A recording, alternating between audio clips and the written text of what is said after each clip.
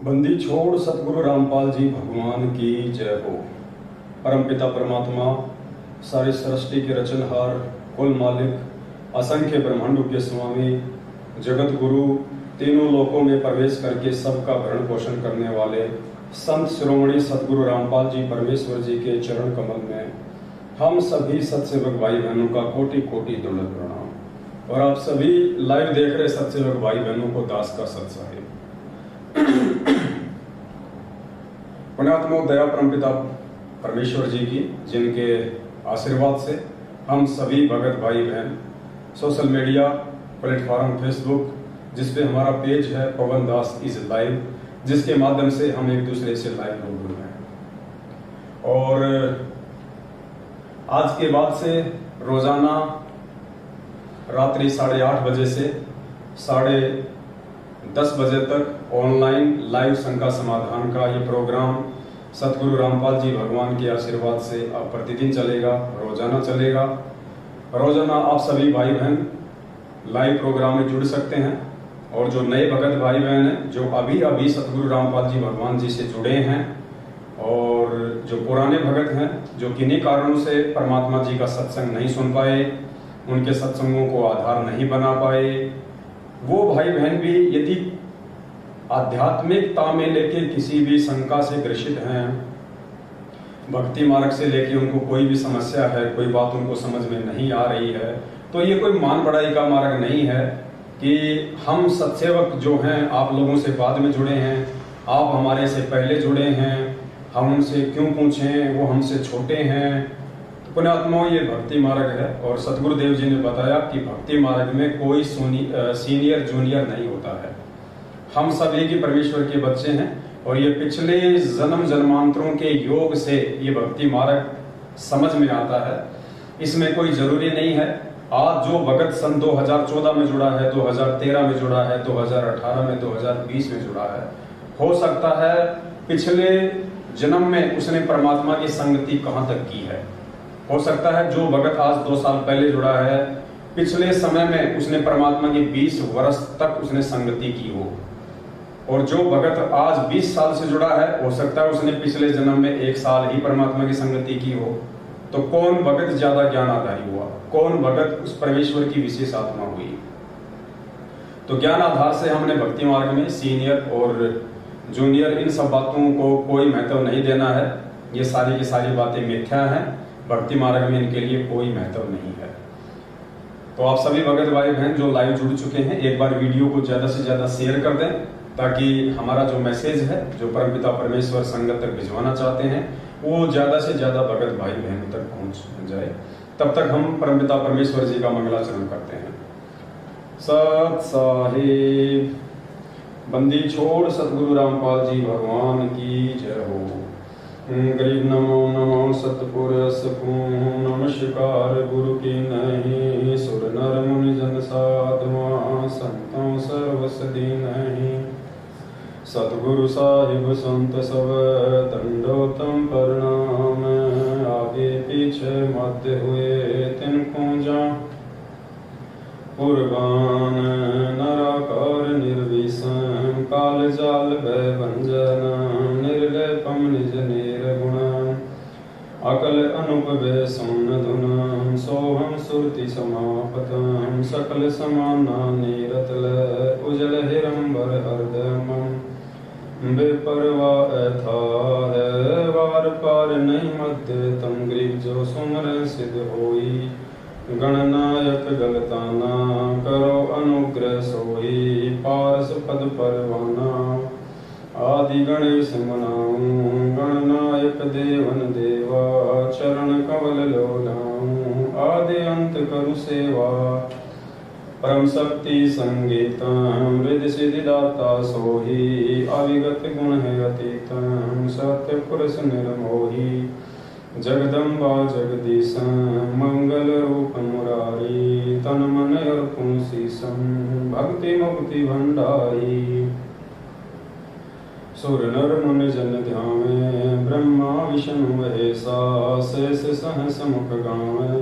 पूज आदि गणेशा, इंद्र कुबेर सरीखा। वरुण धर्म राय ध्यावे। सुन मनोरथ जीवन जी का। मन इच्छा फल पावे 33 कोटि अधारा, ध्यावे 88 उतरे भव जल पारा। कट है यम की फांसी 33 कोटि अधारा, ध्यावे 88 उतरे भव जल पारा। कट है यम की फांसी सत साहे, बंदी छोड़ सतगुरु रामपाल जी भगवान की जय हो। सत्साहे भाइयों और बहनों, दया परमपिता परमात्मा जी की, जिनके शुभ आशीर्वाद से कलयुग की इस पिछली पीढ़ी में आप और हम सभी भगत भाई बहन एक दूसरे से लाइव शंका समाधान के माध्यम से रूबरू हैं।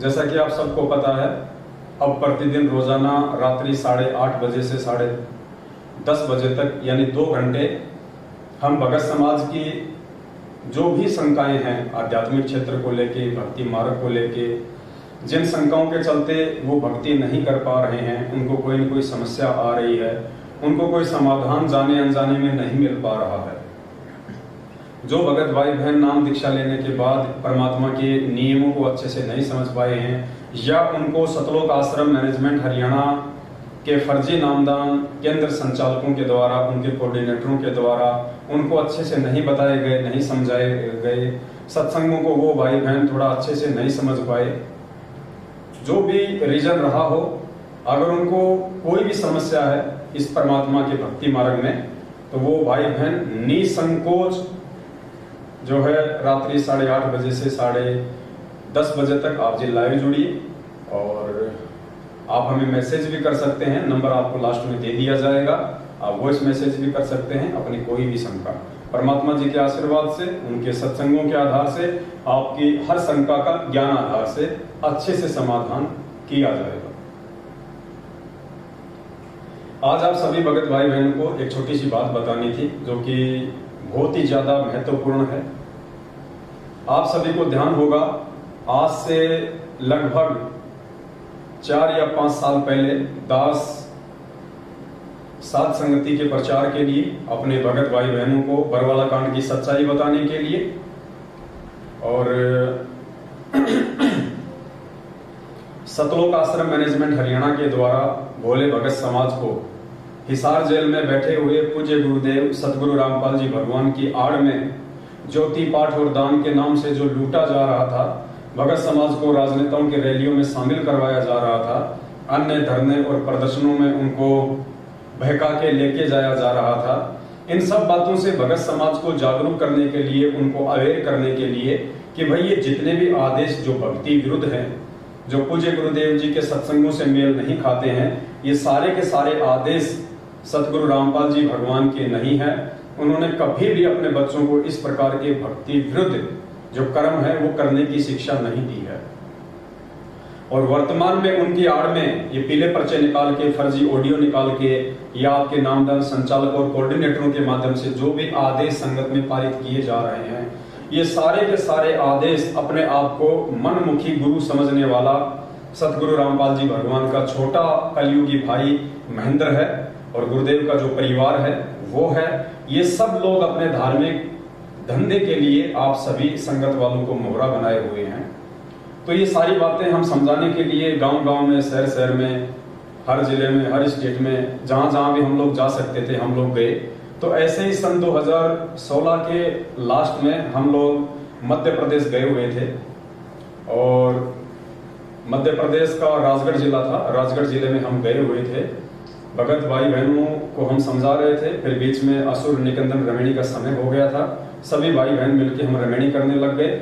इतने में ही सतलोक आश्रम मैनेजमेंट हरियाणा की तरफ से मध्य प्रदेश का स्टेट कोऑर्डिनेटर नियुक्त विष्णु साहू अपने 10-20 साथियों के साथ में 2-3 गाड़ियों के साथ वहां पे आ धमका। उन्होंने हम लोगों को ढंग से रमेणी भी नहीं करने दी, और बीच में उन्होंने जो है मारपीट शुरू कर दी, और वो वीडियो आप लोगों ने काफी बार देखा भी होगा।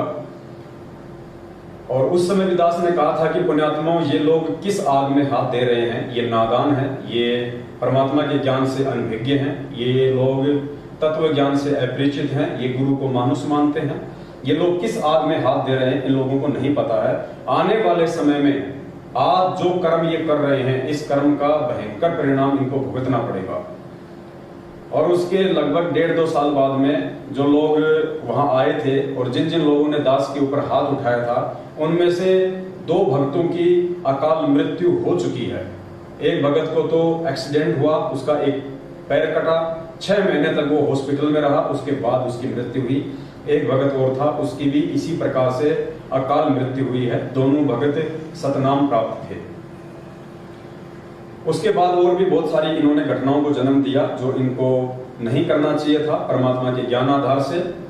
उसके बाद आप सभी भाई बहनों को ध्यान होगा, आज से लगभग 1.5 साल पहले की ये बात है, लगभग ये 1.5 साल पहले की बात है। दास ने इस प्रकार का एक पैम्पलेट संगत में सार्वजनिक किया था लगभग 1.5 साल पहले। और जो मुद्दा था वो ये था कि मध्य प्रदेश के धार जिला का जो नामदान केंद्र है वहां पे आदिवासी समाज की एक बहन थी, गुरुजी की शिष्या थी, शादीशुदा थी, जिसके 3 बच्चे थे। और वो अपने 2 छोटे छोटे बच्चों को साथ में लेके और मध्य प्रदेश के धार जिले के नामदान केंद्र के ऊपर अपना नाम शुद्ध करवाने के लिए गई हुई थी। उसी नामदान केंद्र के ऊपर एक सेवादार था जिसका नाम था भैरू राम, सन ऑफ श्री मांगीलाल, वहीं के आसपास का था। उस भगत ने उस भगतमती के साथ में जो अपना नाम शुद्ध करवाने के लिए जो गई हुई थी, उस नामदान सेवादार भैरू राम ने नामदान के ऊपर जो एक मकान बना हुआ था उस मकान में उस बहन को 8 दिन तक जबरदस्ती रोके रखा। उसके जो 2 छोटे छोटे बच्चे थे, एक बच्चा 2 साल का था, एक शायद 3 साल की थी उसकी बेटी, उन दोनों बच्चों को 8 दिन तक उन्होंने कहीं और रखा और उस बहन को नामदान केंद्र के ऊपर, धार जिले के नामदान केंद्र के ऊपर उस कमरे में रखा। और लगभग ये 3 या 4 लोग थे। इन 3-4 लोगों ने लगभग 8 दिन तक उस बहन के साथ में बलात्कार किया। दास ने 1.5 साल पहले 3 घंटे का वीडियो लाइव आके बताया था। उसके बाद ये बात कहीं फैल ना जाए, उस बहन से इन लोगों ने कोर्ट में ले जाके और एक एफिडेविट लिखवाया। एफिडेविट में इन्होंने लिखवाया कि हम दोनों को एक दूसरे से प्यार हो गया था और हम दोनों जो है एक दूसरे से शादी करना चाहते थे। जबकि वो बहन 3 बच्चों की माँ थी और वो भैरू राम जो वहां पे सेवादार था, जो फार्म भरा करता था नए भक्तों को नाम दिलवाने के लिए, वो भगत भी शादीशुदा था और 2 बच्चों का बाप था। तो दास ने कहा था कि रे नालायकों, तुम इस परमात्मा के मार्ग में ये क्या कर रहे हो? ये परमात्मा तुम जैसे नीच प्राणियों के चलते ही ये बदनाम है। तुम आज भी परमात्मा को अपने नीच हरकतों के चलते बदनाम कर रहे हो और जब इन नीच हरकतों के चलते कल को तुम्हारी अकाल मृत्यु होगी तब भी तुम परमात्मा की ही बदनामी का कारण बनोगे।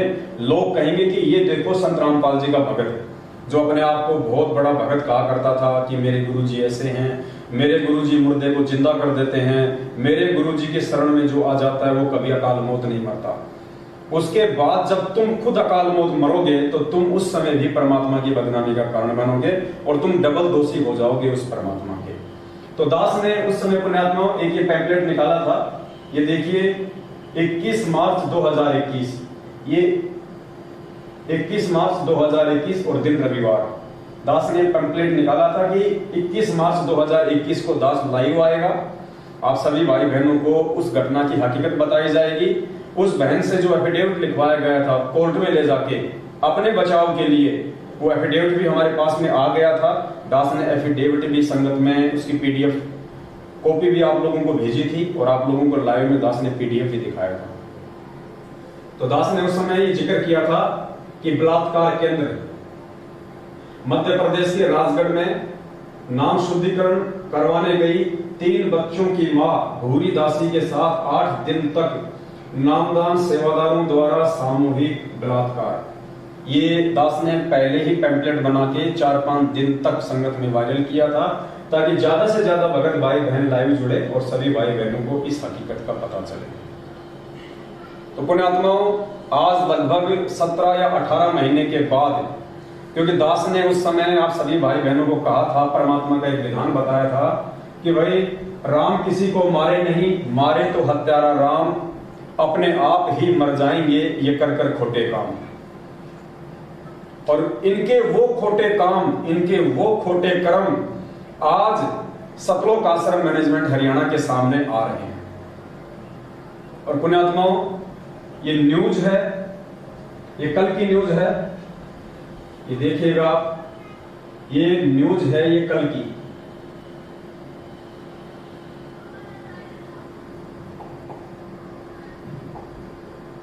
ये देखिएगा, ये मजदूरों से भरी ट्रॉली पलटी, एक की मौत। भास्कर संवाददाता धार, ये धार जिला है, मांगोद कानवन मार्ग पर गुरुवार शाम 6 बजे मजदूरों से भरी ट्रैक्टर ट्रॉली सड़क से नीचे उतरकर पलट गई। ट्रॉली में सवार 9 मजदूरों को चोट आई, जबकि एक की मौत हो गई, जबकि एक मजदूर की मौके पर ही मौत हो गई। राहगीरों ने डायल 100 को इसकी सूचना दी, सभी को अस्पताल ले जाया गया, जहां प्राथमिक उपचार किया गया। बताया जा रहा है सभी घायल दसई के समीप गांव गटोदा के निवासी हैं, जो क्षेत्र में प्याज काटने के लिए गए हुए थे। खेत से लौटते समय हादसा हो गया। जानकारी के अनुसार हादसा दसई के समीप मांगोद कानवन मार्ग पर हुआ। मजदूर प्याज काटने के लिए गए हुए थे। प्याज काटने के लिए गए हुए थे। शाम को ट्रैक्टर ट्रॉली में बैठकर लौटते समय ट्रैक्टर चालक सुखराम कटारा, ये ध्यान से देखना पुण्यात्माओं,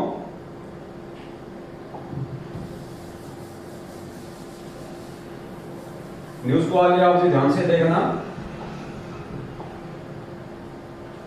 ट्रैक्टर चालक की लापरवाही से तेज गति में दौड़ते हुए समय अनियंत्रित होकर सड़क से नीचे उतरकर पलट गया। इसमें पुण्यात्माओं, इस हादसे में ध्यान से देखना आप ये न्यूज, इस हादसे में भैरूलाल सनोफ श्री हरिराम उम्र 32 निवासी अहमदवाला की मौत हो गई।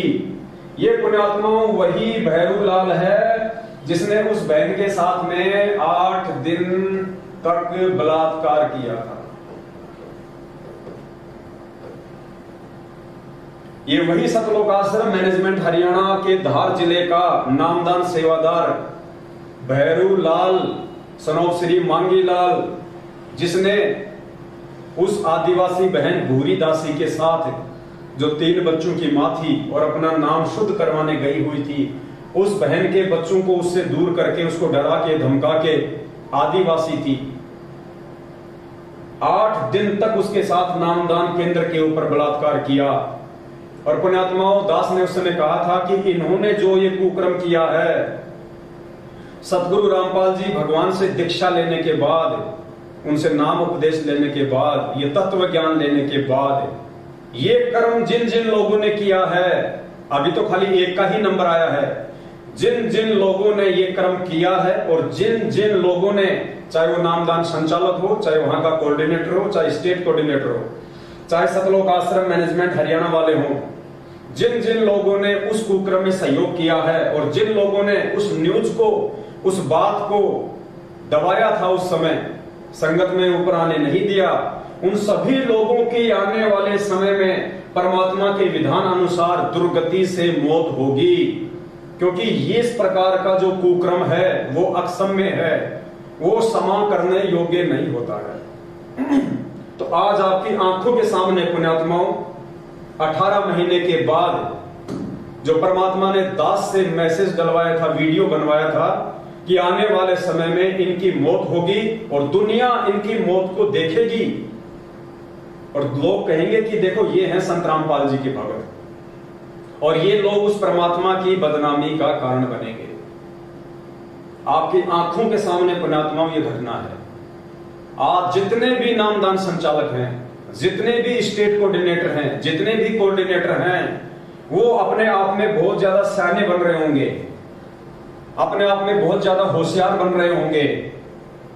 पुण्यात्माओं, इन सभी लोगों की यदि समय रहते इन्होंने अभी भी सतगुरु रामपाल जी भगवान से जो मनमाना आचरण इन्होंने पिछले 7 वर्षों से संगत में किया है, संगत के भाई बहनों से करवाया है, सबकी मर्यादा तोड़वाई है, सबको काल भगवान के जाल में फंसाया है, अपने उन समस्त कुकर्मों की यदि समय रहते ये लोग सतगुरु रामपाल जी भगवान से क्षमा याचना नहीं मांगते हैं और समय रहते साध संगति से जुड़कर यदि सत्सेवक नहीं बनते हैं, तो आने वाले समय में जैसे इस भैरू राम की दर्दनाक अकाल मौत हुई है, ठीक इसी प्रकार इन लोगों को भी ये अंजाम भुगतना पड़ेगा।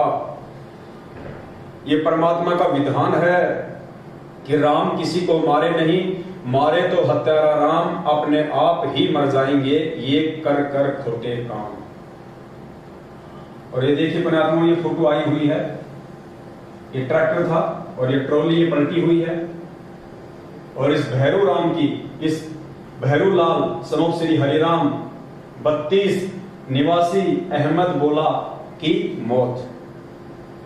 और आप लोगों से कुछ भी छुपा नहीं है पुण्यात्माओं, ये कोई ज्यादा दिन की बात नहीं है, अभी लगभग 15 से 20 दिन पहले की ये बात है। दास ने छोटा सा वीडियो भी बना के संगत में वायरल किया था, आप सभी भाई बहनों को दास ने समझाया भी था।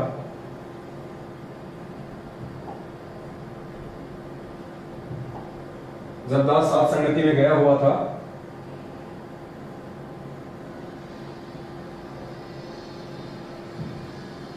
जब दास बंबई के अलीबाग में सात संगति में गया हुआ था, तो उस समय दास ने छोटा सा वीडियो बना के आप सभी भाई बहनों को समझाया भी था, आप जी को बताया भी था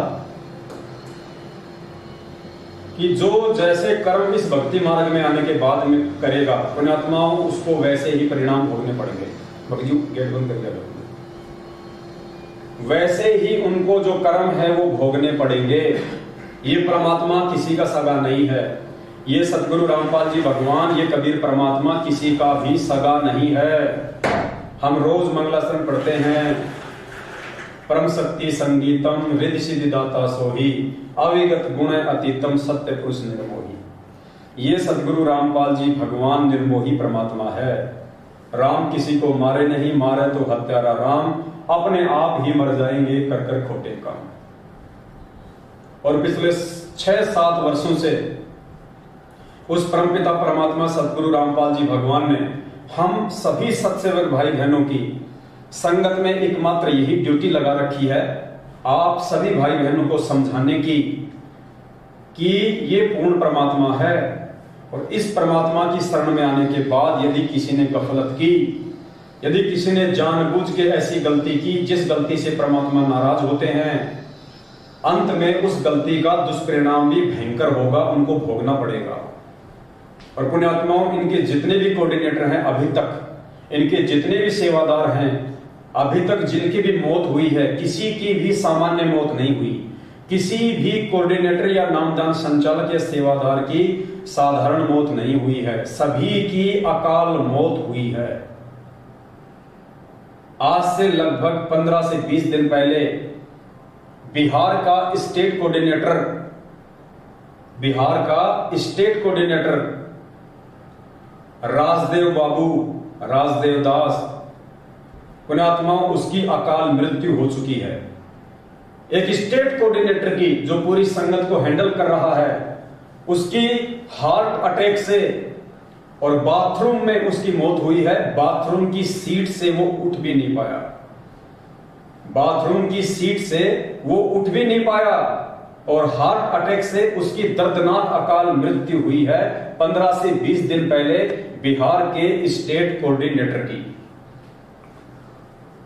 पुण्यात्माओं, लैट्रिन करते समय यदि किसी के प्राण निकलते हैं तो परमेश्वर का विधान कहता है कि सीधा वो नरक में जाता है, वो नरकगामी है सीधा। जिसकी मल द्वार से जिसके प्राण निकलते हैं, मल द्वार से जिसके प्राण निकलते हैं, वो कहां जाता है? सीधा वो नरक द्वार में जाता है, वो सीधा नरक द्वार में जाता है, जिसके मल द्वार से जिसके प्राण निकलते हैं। तो जो बिहार का स्टेट कोऑर्डिनेटर था राजदेव बाबू, आप सभी भाई बहनों को पता है कि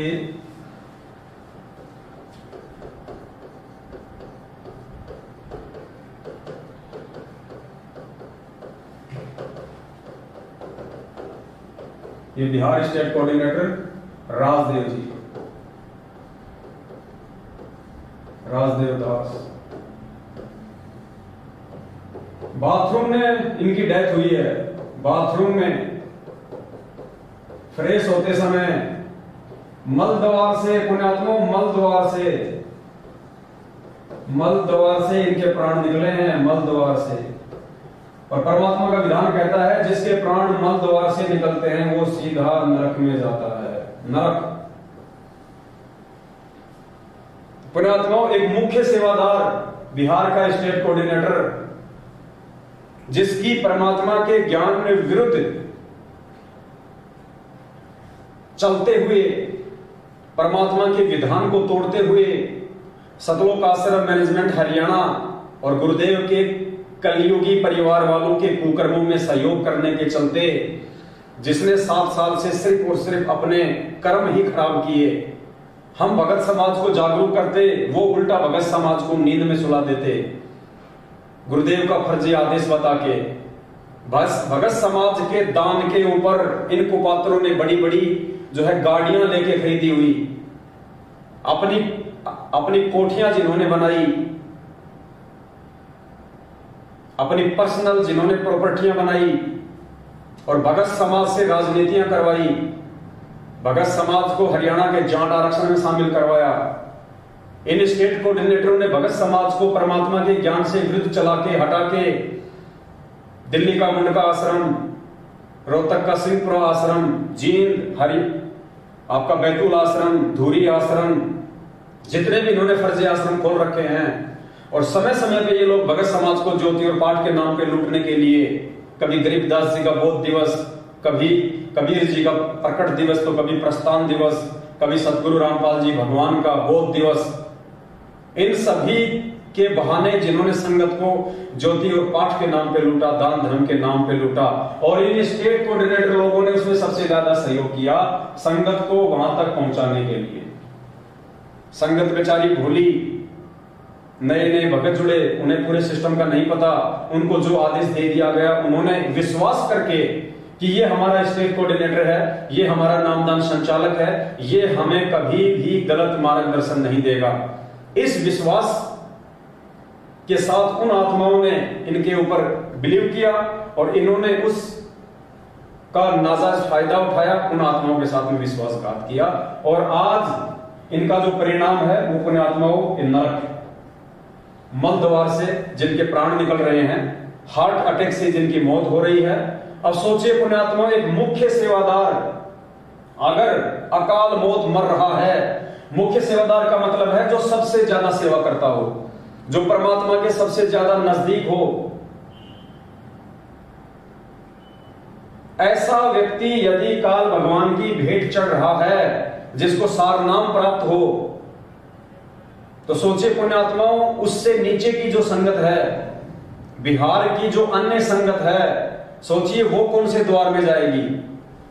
जब आपके स्टेट कोऑर्डिनेटर की, जिसको आप परमात्मा से बहुत ज्यादा नजदीक समझते हैं, राजदेव दास, और जब उसकी पुण्यात्माओं इस प्रकार से मौत होती है, तो उस राजदेव दास के पीछे भेड़ चाल में चलने वाली संगत जो आंख बंद करके चल रही है, उस संगत का क्या हाल होगा, वो कौन से लोक में जाएगी। अभी भी समय है, लगभग 1.5 से 2 साल पहले जम्मू कश्मीर का स्टेट कोऑर्डिनेटर ताराचंद इसी प्रकार अकाल मृत्यु को प्राप्त हुआ, इसी प्रकार से अकाल मृत्यु को प्राप्त हुआ, हॉस्पिटल में उसकी मृत्यु हुई बीमारी के चलते। अरे अगर उस कबीर परमेश्वर के भक्तों की अगर इस प्रकार भक्ति करते करते भी, और वो भी एक स्टेट कोऑर्डिनेटर, एक सारनामी, अगर उनकी भी इस प्रकार अकाल मृत्यु होगी दुर्गति से, तो पुण्यात्माओं सोचो आम भक्तों का क्या होगा, समाज पे इसका क्या प्रतिकूल प्रभाव पड़ता है।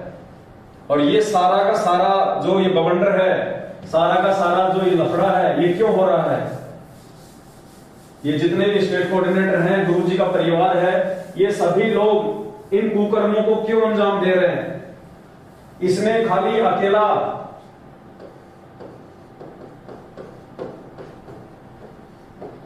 सतलोक आश्रम मैनेजमेंट हरियाणा ही जिम्मेदार नहीं है,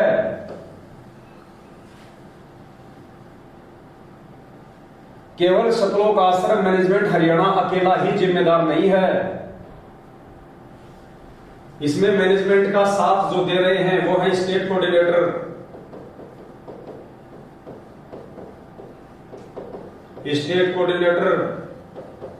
यानी सतलोक आश्रम मैनेजमेंट हरियाणा में आता है गुरु जी का भाई,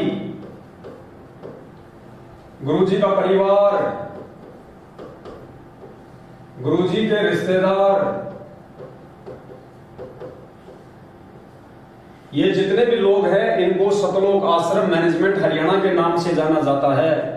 जो लोग सतलोक आश्रम बरवाला में सारी की सारी मैनेजमेंट को संभाल रहे थे, इनको सतलोक आश्रम मैनेजमेंट हरियाणा कहा जाता है। उसके बाद में इस सतलोक आश्रम मैनेजमेंट हरियाणा के कुक्रम में सबसे ज्यादा जो सहयोगी हैं वो है स्टेट कोऑर्डिनेटर। स्टेट कोऑर्डिनेटर के बाद में नंबर आता है जिला कोऑर्डिनेटर। जिला कोऑर्डिनेटर, क्योंकि जो भी सूचना आती है सबसे पहले सतलोक आश्रम मैनेजमेंट हरियाणा ही पारित करता है। उस सूचना को सतलोक आश्रम मैनेजमेंट हरियाणा स्टेट कोऑर्डिनेटर के पास भेजता है। स्टेट कोऑर्डिनेटर उस सूचना को जिला कोऑर्डिनेटर के पास में भेजता है, और ये जिला कोऑर्डिनेटर फिर जिन्होंने व्हाट्सएप के ग्रुप बना रखे हैं, व्हाट्सएप के ग्रुप बना रखे हैं, व्हाट्सएप के ग्रुपों के माध्यम से ये लोग फिर आम संगत तक इन सब बातों को पहुंचाते हैं।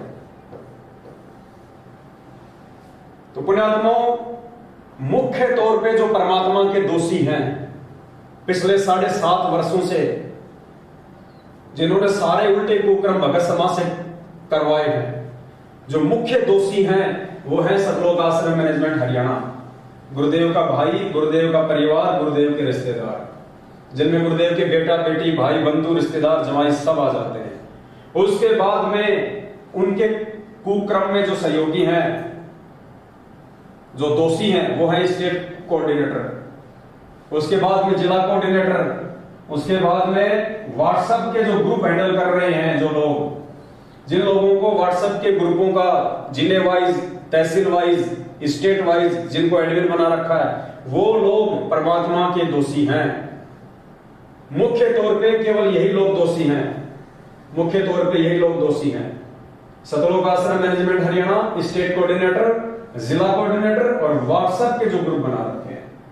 उसके बाद में संगत का नंबर आता है पुण्यात्माओं। उसके बाद में संगत दोषी है, क्योंकि संगत उस परमेश्वर के ज्ञान को आधार ना बना के और देखा देखी में कोई भी आदेश उनको दे दिया जाता है, उस आदेश को वो परमात्मा के ज्ञान से मेल नहीं खाते, उस आदेश को परमात्मा के विचारों से, परमात्मा के सत्संग से मैच नहीं करते, और आंख बंद करके संगत जो उन आदेशों को फॉलो करती है, इस कारण से संगत भी परमात्मा की दोषी है। अगर ये संगत ज्ञान आधार को बना ले, ज्ञान आधार को अपना ले, तो पुण्यात्मा इन सभी लोगों का ये धंधा बंद हो जाएगा। इन सब का ये धंधा बंद हो जाएगा। ना किसी के कोई कर्म फूटेंगे, ना कोई परमात्मा का दोषी होगा। तो मेन जो रोल है यहाँ पे, सबसे अहम जो रोल है वो संगत का है। अगर संगत सतलोक आश्रम मैनेजमेंट हरियाणा के कुक्रम में सहयोग करना बंद कर दे, तो पुण्यात्माओं ये लोग कितने दिन तक अपनी मनमानियां करेंगे, कितने दिन तक इस परमेश्वर के मार्ग में ये गंदगी फैलाएंगे। तो यहां पे संगत का अहम रोल है, सबसे ज्यादा अहम रोल है संगत का। तो संगत को अब समझना चाहिए। 7.5 साल हो चुकी है, आप लोगों के सामने जितने भी इन्होंने कुक्रम किए, वो सारे कुक्रम आप लोगों की आंखों के सामने हैं। जब आपके स्टेट कोऑर्डिनेटर की अकाल मौत हो रही है, आपके जिला कोऑर्डिनेटरों की अकाल मौत हो रही है, आपके नामदान संचालकों की अकाल मौत हो रही है, तो पुण्यात्मा विचार करो आप लोगों के साथ में क्या होगा जब आपकी भी बैटरी डिश होगी। और संगत तो आए दिन मर ही रही है, संगत तो आए दिन मर ही रही है। तो पुण्यात्माओं उस परमेश्वर की बदनामी का कारण ना बने, और आप सभी भगत भाई बहन इस परमेश्वर जी के ज्ञान को आधार बनाएं, और ज्ञान को आधार बना के जितना जल्दी हो सभी भाई बहन साध संगत से जुड़ जाएं, साध संगत से जुड़ जाएं सभी भाई बहन। पुण्यात्माओं, साध संगत से ही आप लोग इस परमात्मा के ज्ञान पे आप जी टिक पाओगे और आप सतगुरुदेव जी को पहचान पाओगे। वरना जब तक हम अपने गुरु को मानुष मानेंगे, जब तक हम गुरु को मानुष समझेंगे पुण्यात्माओं, तब तक हमारे ना तो यहाँ पे कोई हमारे कर्म सुधरेंगे, ना हमको यहाँ पे कोई सुख मिलने वाला है, और ना ही यहाँ से शरीर छोड़ने के बाद में हमारी कोई गति होनी है। क्योंकि 350 साल पहले गरीबदास जी महाराज जी ने स्पष्ट कह दिया कि गुरु मानुष कर जानते वो नर कहिए अंध होए दुखी संसार में आ गए उनके फंदे। तो आप लोगों को गुरु जी को मानुष ही मनवाया जा रहा है। 2020 में आप लोगों से गुरुदेव का जन्मदिन मनवाया गया, पीला पर्चा निकाला गया, सरेआम जन्म दिवस मनाया गया संत रामपाल जी भगवान का। अरे भगवान का जन्मदिन मनाओगे तो पुण्यात्माओं पार कैसे हो जाओगे? ना सतगुरु जननी जने जाके माना बाप, पिंड ब्रह्मण से रहित है ना वाते होता। पुण्यात्माओं, ये परमात्मा है, ये परमेश्वर है, और हम सत्सेवकों के माध्यम से बार बार ये परमात्मा आप जियों तक संदेश भिजवा रहे हैं। आप जियों को हर रोज एक नया संदेश परमात्मा भिजवा रहा है, क्योंकि उस परमेश्वर को आगामी समय दिखाई दे रहा है कि आगामी समय में क्या होगा, काल किस प्रकार से संगत में तांडव मचाएगा, देश और दुनिया में तांडव मचाएगा। अगर इस परमात्मा ने ही अगर बचाना हो संगत को, अगर ऐसी ही, तो पुण्यात्माओं आए दिन संगत में आपके जो स्टेट कोऑर्डिनेटर लोग मर रहे हैं, आपके जिला कोऑर्डिनेटर मर रहे हैं, संगत वाले भाई बहन जो सार नाम तक प्राप्त हैं, जिनकी अकाल मृत्यु हो रही है, परमात्मा उन सबको क्यों नहीं बचा रहा? गुरुदेव उन सभी को क्यों नहीं बचा रहे? अगर ऐसे ही परमात्मा ने यदि बचाना होता तो। इसलिए पुण्यात्माओं परमात्मा हमें समय दे रहे हैं, वरना 7.5 साल हो गई परमात्मा को जेल में बैठे हुए। उनको बैठने की आवश्यकता नहीं थी, उनको कोई बांध नहीं सकता, कोई रोक नहीं सकता। ये अबंध परमात्मा है। ये परमात्मा सिर्फ और सिर्फ इंतजार कर रहा है इस बात का कि उस विनाशकारी समय से पहले जितना जल्दी हो सके मेरे बच्चे ज्ञान को आधार बना ले, नीर खीर का निबेरा कर ले, लाल और लालड़ी की पहचान कर ले, और समय रहते मेरे सभी बच्चे साध संगति से जुड़ जाएं, ज्ञान को आधार बना लें।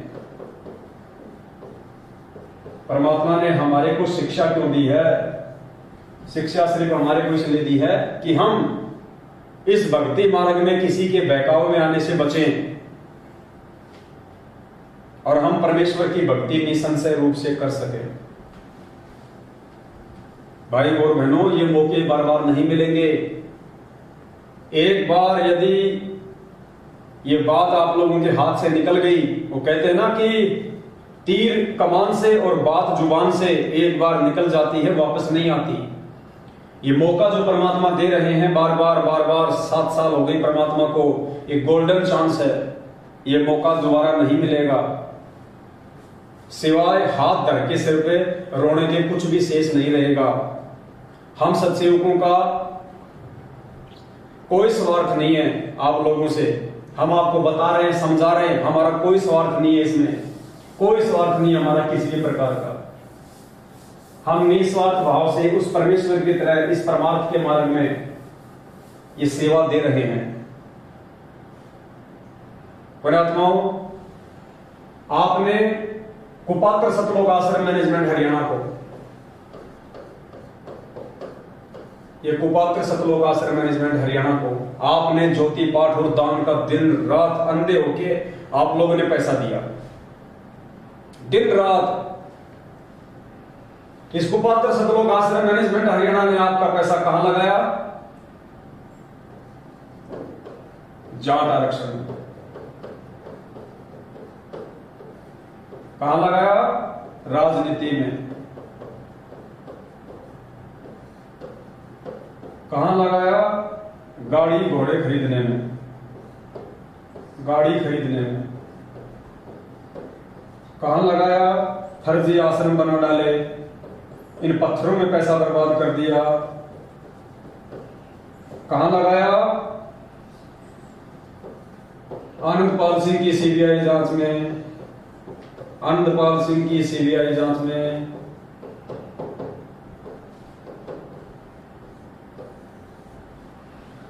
आपने पैसा दिया इनको, ज्योति का पैसा लगाया इन्होंने जाट आरक्षण में। आपने पैसा दिया इनको पाठ का पैसा लगाया इन्होंने राजनीति में। आपने इनको खुला दान किया, नामदान केंद्रों पे दान पेटियों में, इन्होंने उस पैसे से गाड़ियां खरीदी। इन्होंने इस पैसे से फर्जी आश्रम बना डाले जहां पे आज आपको लूटने का ही काम किया जा रहा है। और परमात्मा ने हमें कितना समझाया था कि बच्चों, कुपात्र को यदि तुम दान धर्म करोगे, कुपात्र को यदि तुम दान दोगे, वो उस दान लेने वाले के भी कर्म फोड़ेगा और दान देने वाले के भी कर्म फोड़ेगा। आज नतीजा क्या निकल रहा है पुण्यात्माओं? अकाल मौत। आज नतीजा निकल रहा है अकाल मौत, क्योंकि तुमने कुपात्रों को दान दिया। मालिक कहते हैं गुरु बिन माला फेरते, गुरु बिन देते दान, गुरु बिन दोनों निष्फल है चाहे पूछो वेद पुराण। तो आज उसका नतीजा आप सभी भगत भाई बहनों के सामने है। आए दिन संगत में सारनाम प्राप्त लोग अकाल मृत्यु को प्राप्त हो रहे हैं। सतनामी लोग आए दिन मर रहे हैं। आपके स्टेट कोऑर्डिनेटर अकाल मौत मर रहे हैं, आपके जिला कोऑर्डिनेटर अकाल मौत मर रहे हैं। भक्तों को गालियां देने वाले, भक्तों को लठों से मारने वाले लोग अकाल मौत मर रहे हैं। आपके नामदान सेवादार अकाल मौत मर रहे हैं। अभी आपने एग्जाम्पल देखा। दूसरी तरफ पुण्यात्माओं,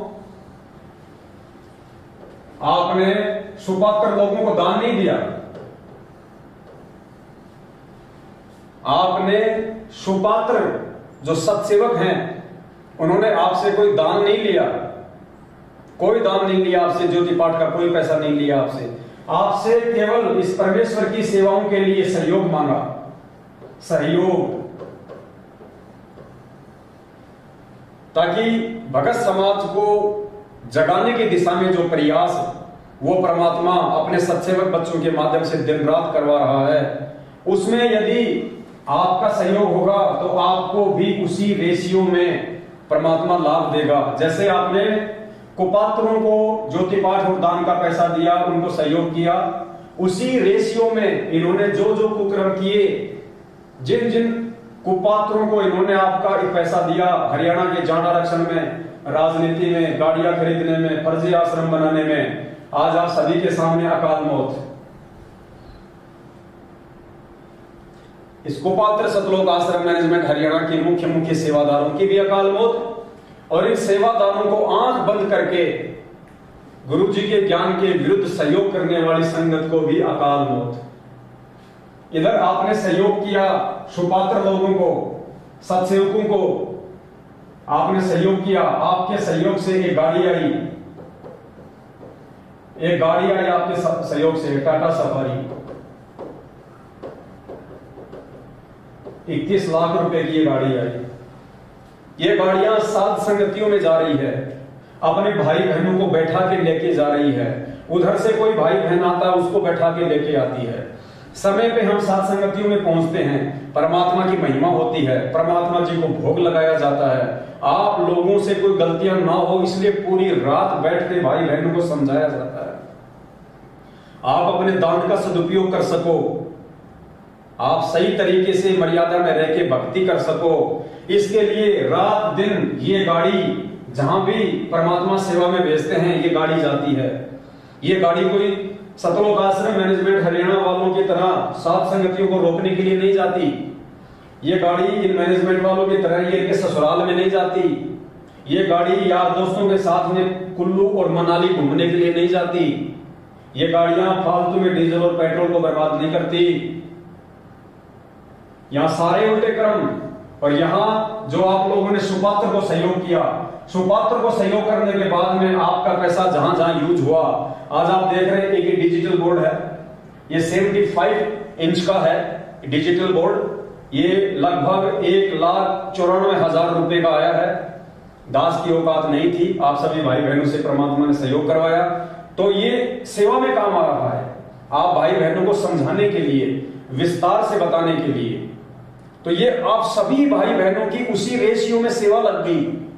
जैसे कुपात्र मैनेजमेंट को सहयोग किया, जिसने जितना सहयोग किया, जिसने लाख रुपए का सहयोग किया, जिसने 2000 का सहयोग किया, उसी रेशियो में इन्होंने जो भी भक्ति विरुद्ध कुकर्म किए, जिसने 2000 किया था उसको 2% उसका परिणाम मिलेगा, और जिसने 1 लाख रुपया इनको सहयोग किया था उसको 10% इसमें उनके वो कर्म बिगड़ेंगे। ठीक इसी प्रकार यहां आपने सुपात्रों को अगर 2000 रुपये सहयोग किया है तो आपका 2% यहां पे सहयोग माना जाएगा। अगर आपने 1 लाख रुपया का सहयोग किया है तो आपका 10%। उसी रेशियो में परमात्मा आपको बरकत देगा, आपको लाभ देगा। क्यों? क्योंकि आपने सुपात्र लोगों को सहयोग किया है, और सुपात्र लोगों को सहयोग करने के चलते आपकी सेवा का आपकी आंखों के सामने सदुपयोग हो रहा है। ये एलसीडी कोई फिल्म देखने के लिए नहीं लाई गई। ये एलसीडी आप सभी भाई बहनों को परमात्मा का विधान समझाने के लिए, परमात्मा का ये तत्व ज्ञान समझाने के लिए, इस भक्ति मार्ग में हमें काल कहां कहां ठगेगा, कहां कहां हमारे को लूटेगा, उन समस्त बातों की आप सभी भाई बहनों तक जानकारी पहुंचे। आप सभी भाई बहन अपनी मर्यादा बचाएं। आज आपकी सेवा आप ही के काम आ रही है। जिस कैमरे से ये शूट किया जा रहा है वो कैमरा लगभग 1,30,000 रुपए का आया है। जिस मोबाइल से लाइव चल रहा है वो मोबाइल लगभग 1,17,000 रुपए का आया है, ताकि आप लोगों तक साफ सुथरी फोटोएं पहुंचे, साफ सुथरी वीडियो पहुंचे, बीच में कोई डिस्कनेक्ट ना हो। आपकी सेवा आप ही के काम आ रही है। तो यहां आपने जो सुपात्र को सहयोग किया, जो मदद की, और आपकी मदद लाखों भगत भाई बहनों को भक्ति मार्ग पे जोड़ रही है। लाखों भाई बहनों को भक्ति मार्ग पे उनकी जो मर्यादा जो टूटी हुई थी उन मर्यादाओं को वापस ठीक करवा रही है। आपके चंद रुपयों का सहयोग इस परमेश्वर से जो आत्मा दूर हो चुकी थी, सतलोक आश्रम मैनेजमेंट हरियाणा के कुकर्म देखकर, सतलोक आश्रम मैनेजमेंट हरियाणा की मनमानियां देखकर, आज वो आत्मा आपके द्वारा सहयोग किए गए इन साधनों से ये वीडियो देख देख के वो आत्मा पुनः सच्चाई से परिचित होके कि भैया मुख्य दोषी तो मैनेजमेंट है, सतलोक आश्रम मैनेजमेंट हरियाणा है। हमारे गुरुदेव का बरवाला कांड में किसी प्रकार का कोई दोष या कोई सहयोग नहीं है। मुख्य दोषी ये मैनेजमेंट है, गुरुजी का परिवार है। इन लोगों की उल्टी हरकतों के चलते हमारे गुरुजी आज देश और दुनिया में बदनाम है। गुरुजी हिसार जेल में बैठे हुए हैं। तो आज लोगों को ये वीडियो देख देख के ये नीर खीर का निवेरा संगत कर रही है, लाल और लालनी की पहचान संगत कर रही है। तो पुण्यात्माओं, इसका जो श्रेय है उसी अनुपात में जिन जिन भगत भाई बहनों ने सुपात्रों को सहयोग किया है, और आपके सहयोग से जितने भी साधन आए हैं, जिन साधनों से भगत समाज जाग रहा है, परमात्मा उसी रेशियो में आपको बरकत देगा। आपके आने वाले संकट को परमात्मा टालेगा। यहां इतना दान धर्म देते देते भी, कुपात्र सतलोक आश्रम मैनेजमेंट हरियाणा को इतना दान धर्म करते करते भी लोगों को क्या मिल रही है? अकाल मौत। और यहां पुण्यात्मा आपने जो थोड़ा सा जो सहयोग किया है उसके बदले आप देखना, परमात्मा आपके आने वाले समय में जो कांटे होंगे परमात्मा उनको हरेगा, आपके ऊपर आपत्ति नहीं आने देगा। क्योंकि आपने परमेश्वर के ज्ञान को आधार बना के, आपने उस परमेश्वर की मर्यादाओं को मद्देनजर रखते हुए आपने अपने ही सत्सेवक भाई बहन, आपने सुपात्र को सहयोग किया है, जो आपके दान धर्म का दुरुपयोग नहीं कर सकते। पुण्यात्मा, इसलिए परमात्मा आके हमें इतना ज्ञान देता है। इसलिए परमात्मा ने पिछले 27 वर्षों से हमारे को ये अनमोल तत्व ज्ञान दिया है। परमात्मा ने दिन रात एक की है। हम नालायकों तक ये अपना आध्यात्मिक ज्ञान पहुंचाने के लिए उस परमात्मा को 2-2 बार जेल जाना पड़ा है। परमात्मा ने देश और दुनिया वालों की गालियां खाई है। गांव गांव जाके परमात्मा ने लोगों के ताने सहे हैं, तब कहीं जाके ये ज्ञान उस परमेश्वर का आप और हम सभी आत्माओं तक ये पहुंचा है। और आज इस मैनेजमेंट के द्वारा, गुरुदेव के कलयुगी परिवार के द्वारा उस ज्ञान की धज्जियां उड़ाई जा रही है। और ये परिणाम आप सभी भाई बहनों के सामने है। एक छोटी सी जानकारी थी जो आप सभी भगत भाई बहनों को देनी जरूरी थी परमात्मा जी के आशीर्वाद से। और उसके बाद आज दिन में एक भगत भाई बहन की शंका आई थी, बहुत सारे भगत भाई बहनों के फोन भी आए और उनके व्हाट्सएप पे उनके मैसेज भी आए, तो समय हमारे पास में आज है नहीं ज्यादा। तो एक जो शंका है जो ज्यादातर भगत भाई बहनों की शंका थी, और उन सभी भाई बहनों ने जो शंका जो हमने जाहिर की है, उन सब ने कहा कि भगत जी 2014 बरवाला कांड के बाद 2014 बरवाला कांड के बाद जिन भगत भाई बहनों ने अपनी मर्यादाएं तोड़ दी थी, जो भगत भाई बहन इस परमेश्वर के ज्ञान से दूर हो गए थे, 2014 बरवाला कांड,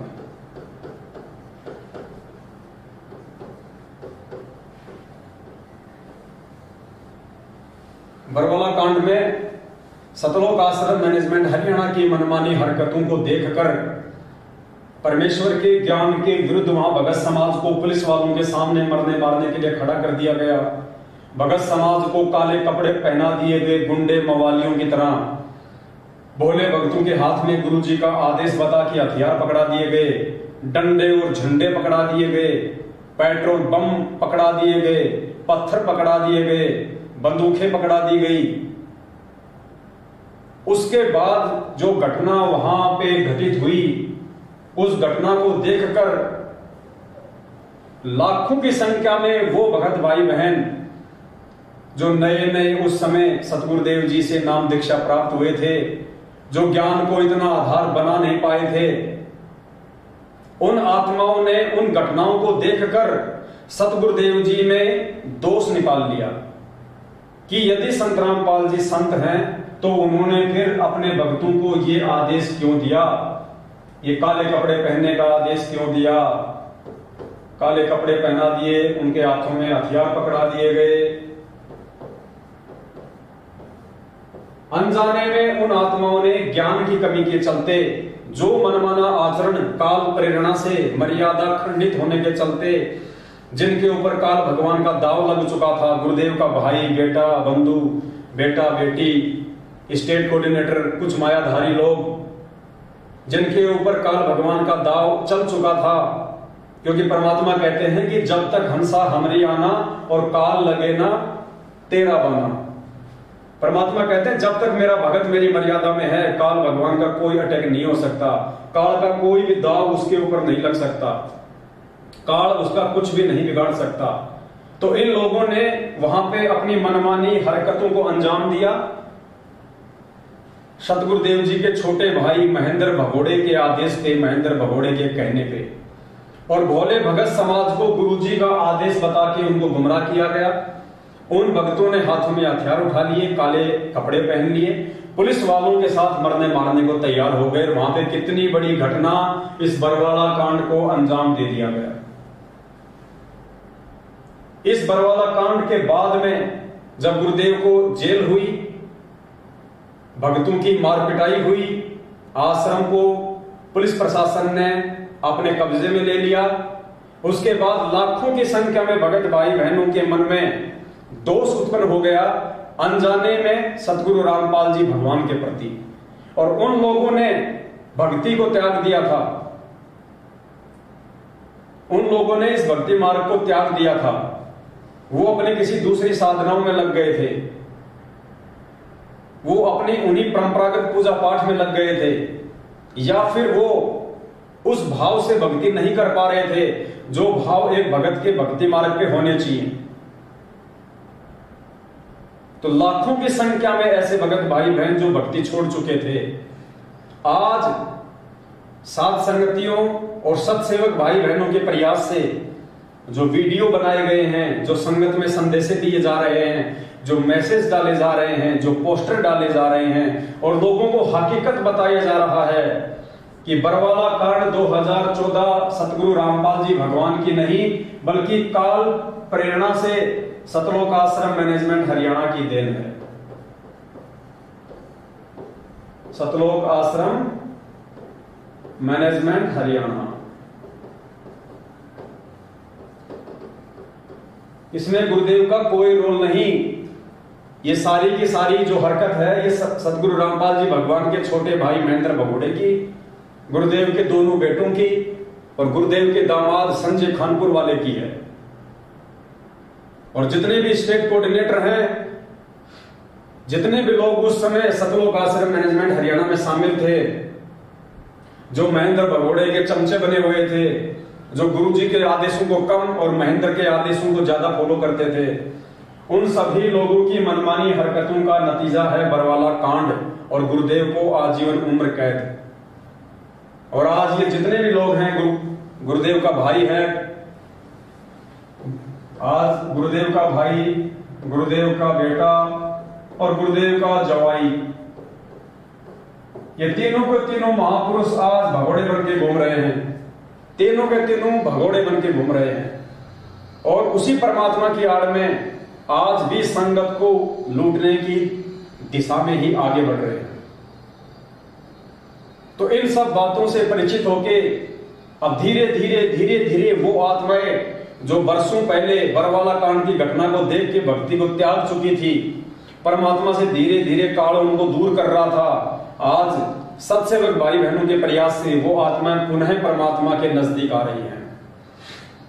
और सैकड़ों की संख्या में ऐसे भगत भाई बहनों के फोन आते हैं कि भगत जी हम वापस भक्ति शुरू करना चाहते हैं, क्योंकि हमारे को हकीकत का नहीं पता था, हमारे को सच्चाई का पता नहीं था, हम भ्रमित हो गए थे, लोगों ने हमारे को भ्रमित कर दिया था, हमारे रिश्तेदारों ने हमारे को भ्रमित कर दिया था कि देखो तुम्हारे गुरुजी ऐसे हैं, तुम्हारे गुरुजी ऐसे कुकर्म करते हैं, ये संतों के काम थोड़ी होते हैं इस प्रकार से पुलिस प्रशासन के साथ में लड़ाई करना, झगड़ा करना, भक्तों को मरवाना।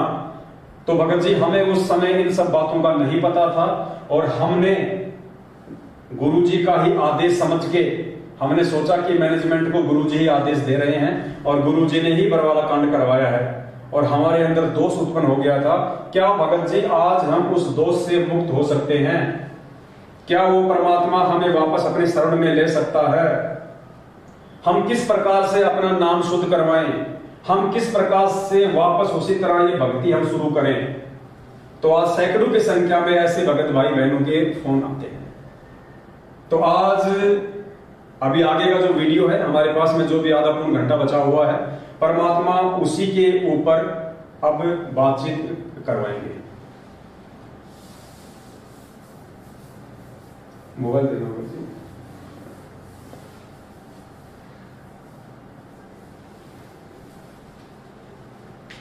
तो आज का लाइव शंका समाधान का हमारा जो टॉपिक है, जो विषय है, वो ये है कि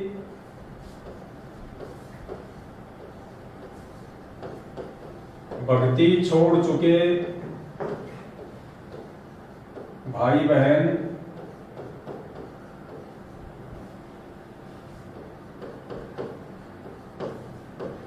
नाम शुद्ध कैसे करवाएं?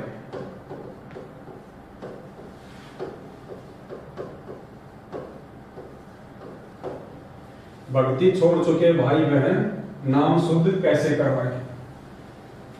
ये आज का हमारा शंका समाधान का टॉपिक है। आपने बहुत ही ध्यान से सुनना है और परमात्मा उन सभी आत्माओं की रजा करेंगे, उनको समझ में आ जाएगा कि हम वापस सतगुरु रामपाल जी भगवान के भक्ति मार्ग से हम कैसे जुड़ सकते हैं। देखो पुण्यात्माओं, सबसे पहली बात, इस परमेश्वर का जो नाम है वो अखंड है। अखंड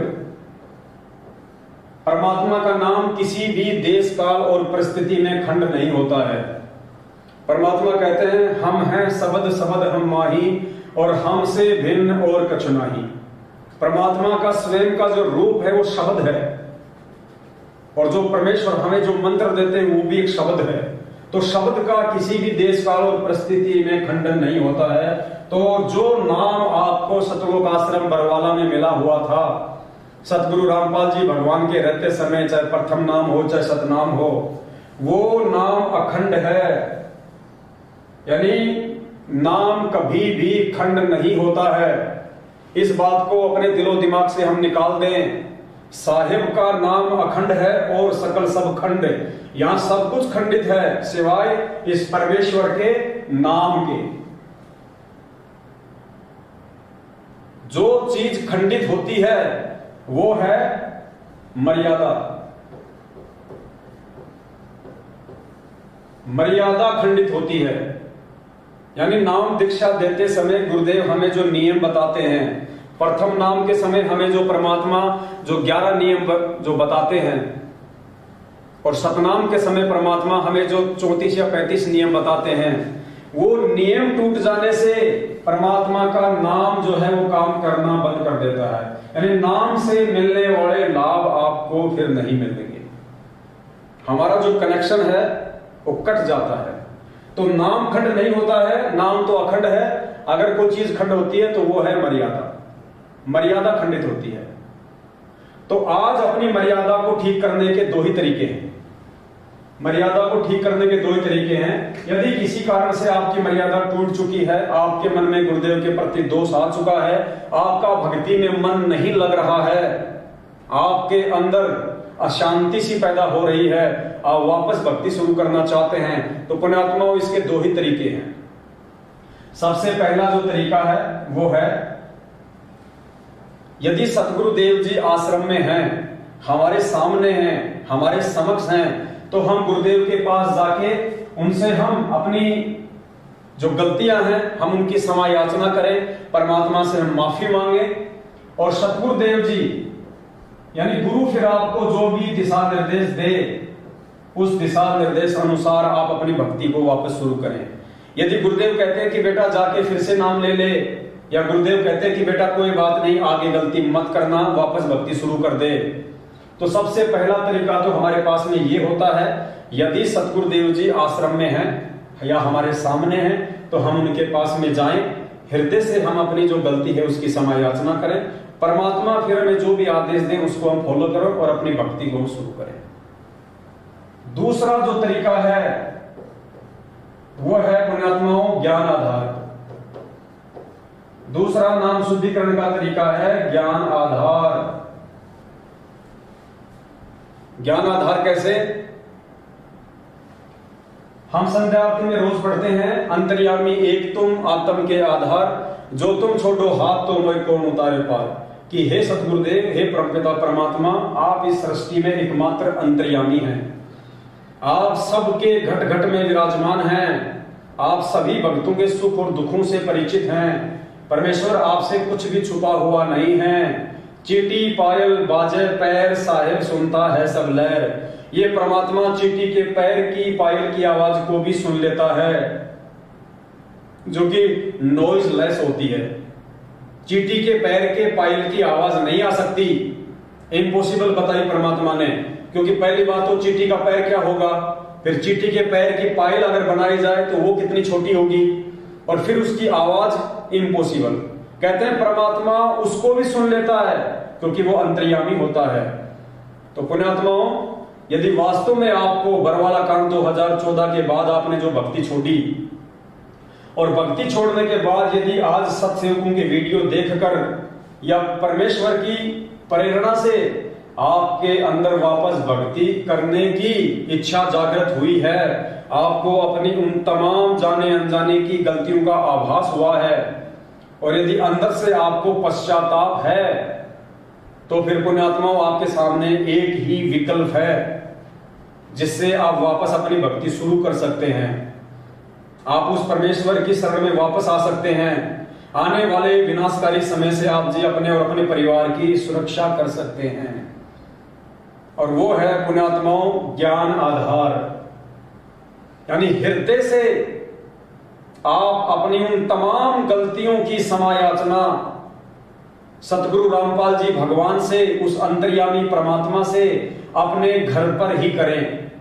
आप उसी प्रकार से जैसे आपने पहले नाम दीक्षा ली थी, और नाम दीक्षा लेने के बाद में आपने अपने घर पे आके जो अपना दरबार लगाया था परमात्मा का, जहां पे आपने ज्योति लगाना शुरू किया था, जहां पे आप तीनों समय की आरती करते थे, आप परमेश्वर जी को दंडवत प्रणाम किया करते थे, वो ठीक वैसा ही दरबार आप जी फिर से अपने घर पे लगाओ।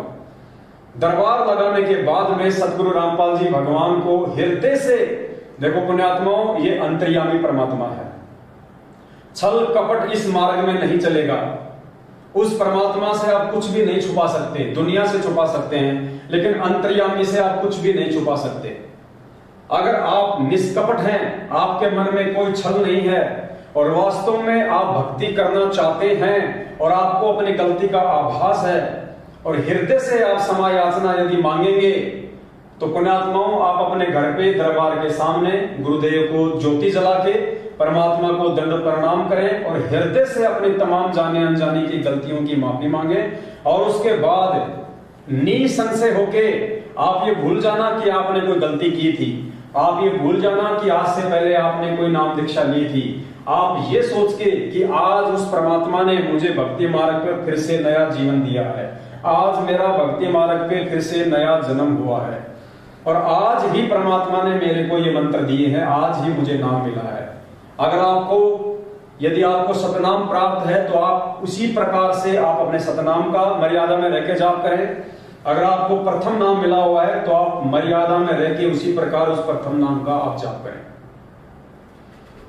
आप अपने मन में ये विचार बिल्कुल भी ना लाएं कि आज से पहले मेरे से इतनी बड़ी गलती हुई थी, मैंने 4 साल परमात्मा की भक्ति छोड़ दी, बीच में मैंने 3 साल भक्ति छोड़ दी। आप उन तमाम बातों को दिलो दिमाग से निकाल दें, क्योंकि एक चीज आपको स्पष्ट रूप से समझ लेनी चाहिए पुण्यात्माओं, इस काल भगवान के लोक में और ये भक्ति करने की यदि किसी के दिल में दोबारा से इच्छा उत्पन्न हो रही है, यदि फिर से कोई आत्मा सतगुरु रामपाल जी भगवान से जुड़ के उनकी शरण में आके यदि ये भक्ति करनी चाहता है, तो पुण्यात्माओं जाहिर सी बात है वो परमात्मा ही आपको सत प्रेरणा करेगा।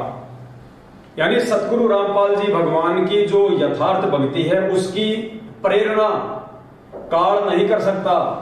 इस भक्ति की प्रेरणा आपको परमात्मा ही कर सकता है। और यदि फिर से आपके अंदर यह भक्ति करने की इच्छा जागृत हो रही है, तो पुण्यात्मा विचार कर लेना, परमात्मा का आपके ऊपर आशीर्वाद है। परमात्मा ने आपको क्षमा उन तमाम जाने अनजाने की गलतियों के लिए पहले ही कर दिया है। तभी तो परमात्मा ने आपके अंदर वो इच्छा उत्पन्न की, दोबारा से भक्ति की। आपके अंदर परमात्मा ने सत प्रेरणा की, क्योंकि काल भगवान तो इस भक्ति से आपको दूर ही करेगा। जैसा कि सतलोक आश्रम मैनेजमेंट हरियाणा को निमित्त बना के भक्तों से राजनीतियां करवा के, आरक्षणों में बैठा के, कुपात्रों को ज्योति पाठ और दान धर्म का पैसा दिलवा के, उस पैसे से जो साधन लिए जा रहे हैं वो साधन भक्तों के कर्म फोड़ रहे हैं। साध संगतियों के रुकवाने में वो गाड़ियां इनके काम आ रही हैं। आप लोगों से गैंगस्टरों की सीबीआई जांच के नाम पे पैसे लिए जा रहे हैं। आप लोगों को उन गैंगस्टरों की सीबीआई जांच के धरने में बैठाया जा रहा है। तो काल केवल आपको भक्ति से दूर कर सकता है। काल आपसे वो कुक्रम करवा सकता है जो कुक्रम करने से आपकी मर्यादा टूटे और आप सतगुरु रामपाल जी भगवान की भक्ति से दूर हो जाए। और यहां यदि वापस आपके अंदर सत भक्ति की प्रेरणा जागृत हो रही है, यदि वापस आप सतगुरु रामपाल जी भगवान से जुड़ के उनकी भक्ति करना चाहते हैं, तो पुण्यात्माओं ये प्रेरणा आपके अंदर कौन कर रहा है? गुरुजी। और गुरुजी यदि आपके अंदर प्रेरणा कर रहे हैं तो गुरुजी पहले आपको क्षमा करेंगे, उसके बाद ही तो आपके अंदर प्रेरणा करेंगे। तो गुरुजी ने ही आपको वापस भक्ति करने के लिए खड़ा किया है। इसका मतलब परमात्मा ने आपका नाम पहले ही शुद्ध कर दिया है। ये आपको परमात्मा ने ये समझ लेना एक अंतिम और लास्ट मौका दिया है वापस इस भक्ति से जुड़ के अपने अच्छे कर्म बनाने के लिए, आने वाले विनाशकारी समय से अपना बचाव करने के लिए। तो आपके मन में फिर ये कति शंका नहीं होना चाहिए कि मैं कहां से नाम शुद्ध कराऊं, मैं क्या करूं। आपको किसी फर्जी नामदान केंद्र पे जाने की आवश्यकता नहीं है। आपका घर ही आपका नामदान केंद्र है। आपके दरबार में आपका भगवान बैठा है। आपके भगवान ने, आपके गुरुदेव भगवान ने आपको भक्ति करने की सत प्रेरणा वापस से की है।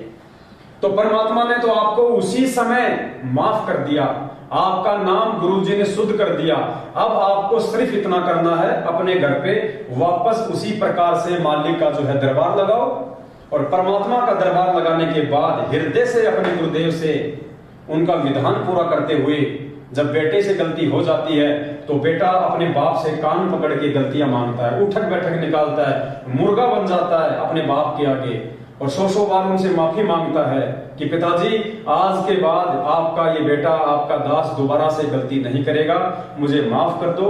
और आज के बाद मैं आपको भक्ति के अनुसार आपने मुझे जो विधि बताई है, जो क्रिया बताई है, मुझे आपने जो 5 यज्ञ बताए हैं, मैं वो सारी भक्ति क्रिया नियम और मर्यादा में रह के मैं करूंगा। और परमात्मा आप मेरे साथ रहना, आप मुझे सद्बुद्धि देना, आप मुझे साथ संगतियों से जोड़ देना, ताकि मेरे अंदर दोबारा से कुबुद्धि काल पैदा ही ना कर पाए। जब मुझे सत्संगति मिल जाएगी तो मेरे अंदर कुशंति पैदा ही नहीं होगी। मैं आपके भक्ति विरुद्ध कोई कर्म किसी के बहकाव में आके करूंगा ही नहीं।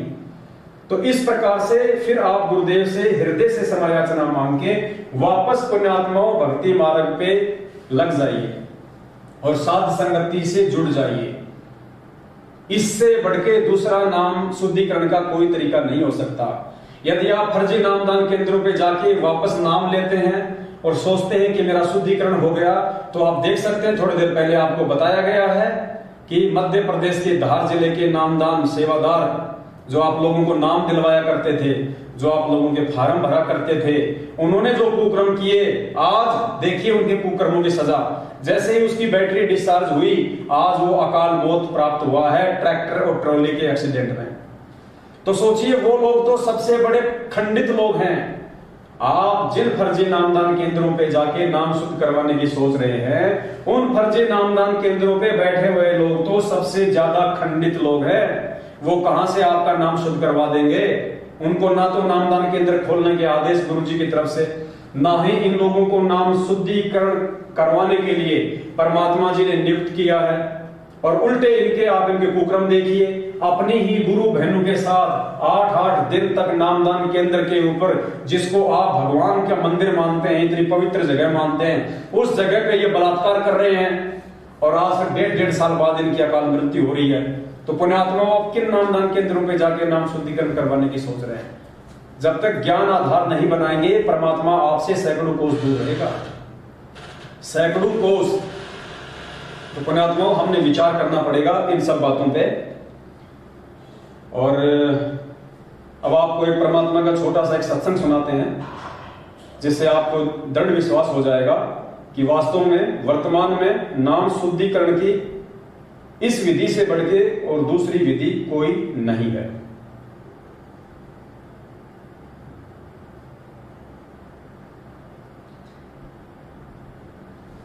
परमात्मा ने अपने सत्संगों में एक गब्बू डाकू की हमें कहानी सुनाई थी, गब्बू डाकू। और परमात्मा ने क्या बताया हमें, थोड़ा ध्यान से सुनना। पहले दास आपको थोड़ा सा वर्बली बताएगा। गुरुजी ने बताया कि एक गब्बू नाम का एक डाकू था। एक गब्बू नाम का डाकू था, बहुत ही ज्यादा खूंखार था। आसपास के लोग उससे भयभीत रहते थे, उसे डरा करते थे। पुलिस वाले भी उस गब्बू डाकू से डरा करते थे। गब्बू डाकू, ये जो कहानी हमें जो परमात्मा ने सत्संगों में सुनाई है गब्बू डाकू की, एक गब्बू डाकू की कहानी आज आपको बताएगी कि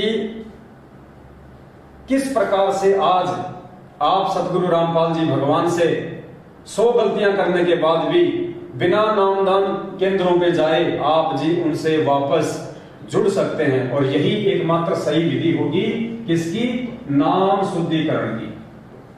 नाम शुद्धिकरण की यही एकमात्र सही विधि होगी। ये गब्बू डाकू की कहानी हमें बताएगी। तो गब्बू डाकू से सभी लोग डरा करते थे। एक दिन गब्बू डाकू को कहीं पे कोई डाका डालना था अपने सभी साथियों के साथ में। तो गब्बू डाकू डाका डालने के लिए जा रहा था। थोड़ा सा समय डाका डालने में शेष था। तो गब्बू डाकू ने सोचा पास में ही कोई संत कोई सत्संग कर रहा था, कोई आश्रम था। वो वहां जाके अपना टाइम पास करने के लिए उस सत्संग में जाके बैठ गया। अब सत्संग में जाके बैठ गया तो परमात्मा की उस पर विशेष मेहर हुई। संत अपना ज्ञान जो है वहां पे अपने भक्तों को बता रहे थे, अच्छाई और बुराई के विषय में बता रहे थे। कौन से वो कर्म करने से हमारा जीवन सफल होता है, कौन से कुकर्म करने से मानव जीवन जो है वो बर्बाद होता है, और मानव जन्म हमें क्यों मिला है। ये इस प्रकार उल्टे कर्म करके बर्बाद करने के लिए नहीं है। मानव जन्म केवल साध संगत से जुड़ के, सच्ची संगति में जुड़ के परमात्मा की प्राप्ति के लिए मिला है। तो गब्बू डाकू के विचार चेंज हो गए और उसने सोचा कि भाई मैंने तो अपना जीवन ही बर्बाद कर डाला। और संगत के जाने के बाद गब्बू डाकू ने महाराज जी को आत्मसमर्पण कर दिया कि आज के बाद मैं आपका शिष्य, आप मेरे गुरु। तो महाराज जी ने कहा कि भाई तुम कौन हो? तो गब्बू ने कहा कि जी मैं डाकू हूं, गब्बू डाकू। अब गब्बू डाकू का नाम सुनते ही गुरुजी ने बताया कि संत की भी सिट्टी पिट्टी गुम हो गई। वो भी डर गया कि यार ये किससे पाला पड़ गया, ये कौन आ गया सत्संग में। तो से वो थोड़ा सा वो घबरा गया। तो गब्बू ने कहा कि महाराज घबराओ मत, आज के बाद आप मेरे गुरु, मैं आपका शिष्य, और आपके सत्संग सुन के और मैंने आज से वो डाका डालना छोड़ दिया है, मुझे आप अपना नाम दे दो, मुझे आप अपने संगत से जोड़ दो। तो संत ने कहा कि भाई एक काम करो,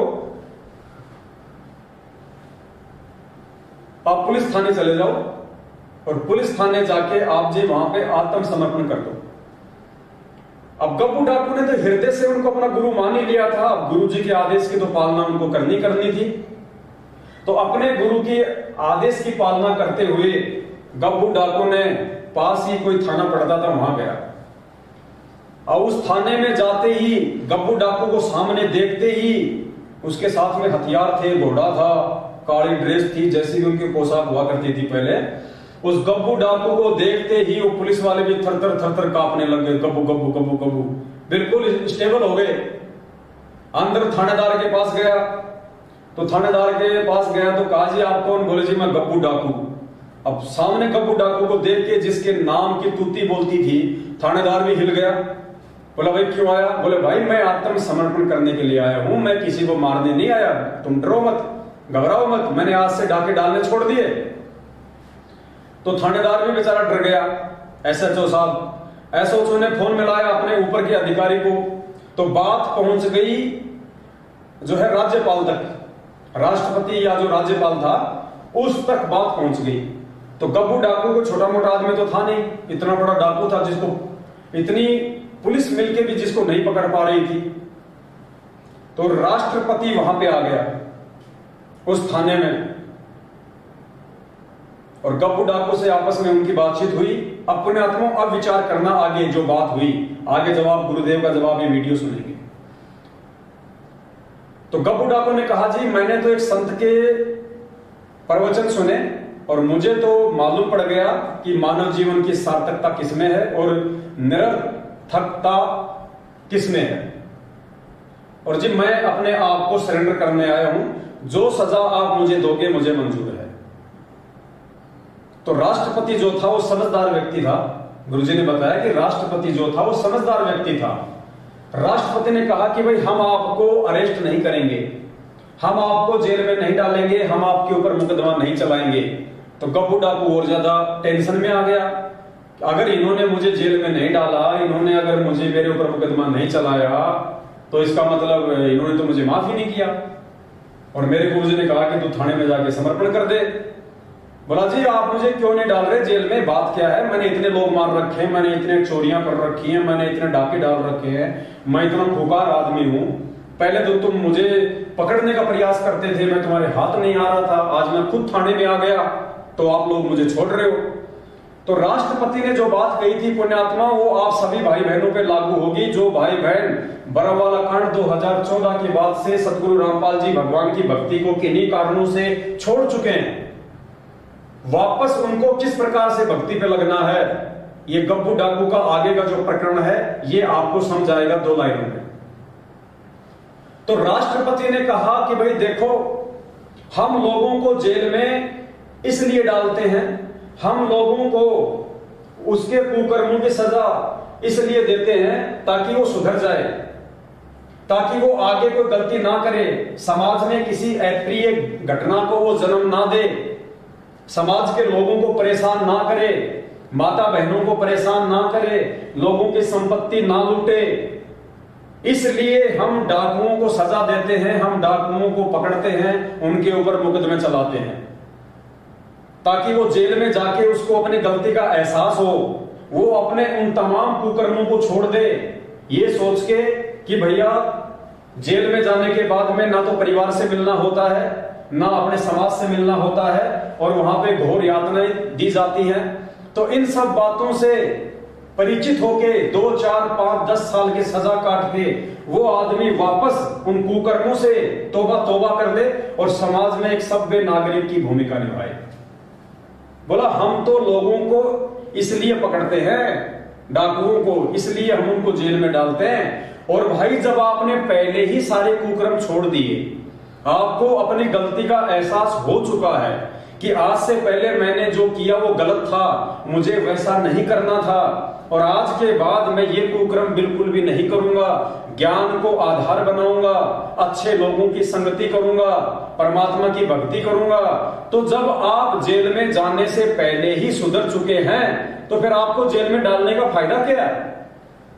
हम तो जेल में इसलिए डालते हैं ताकि लोग जेल जाने के बाद में डर के मारे सुधर जाएं, और तुम जेल जाने से पहले ही तुम सुधर चुके हो, अपनी गलतियां तुमने स्वीकार कर ली है, तुम खुद आत्मसमर्पण करने के लिए अपने आप को और अपने हथियारों को थाने में आ चुके हो।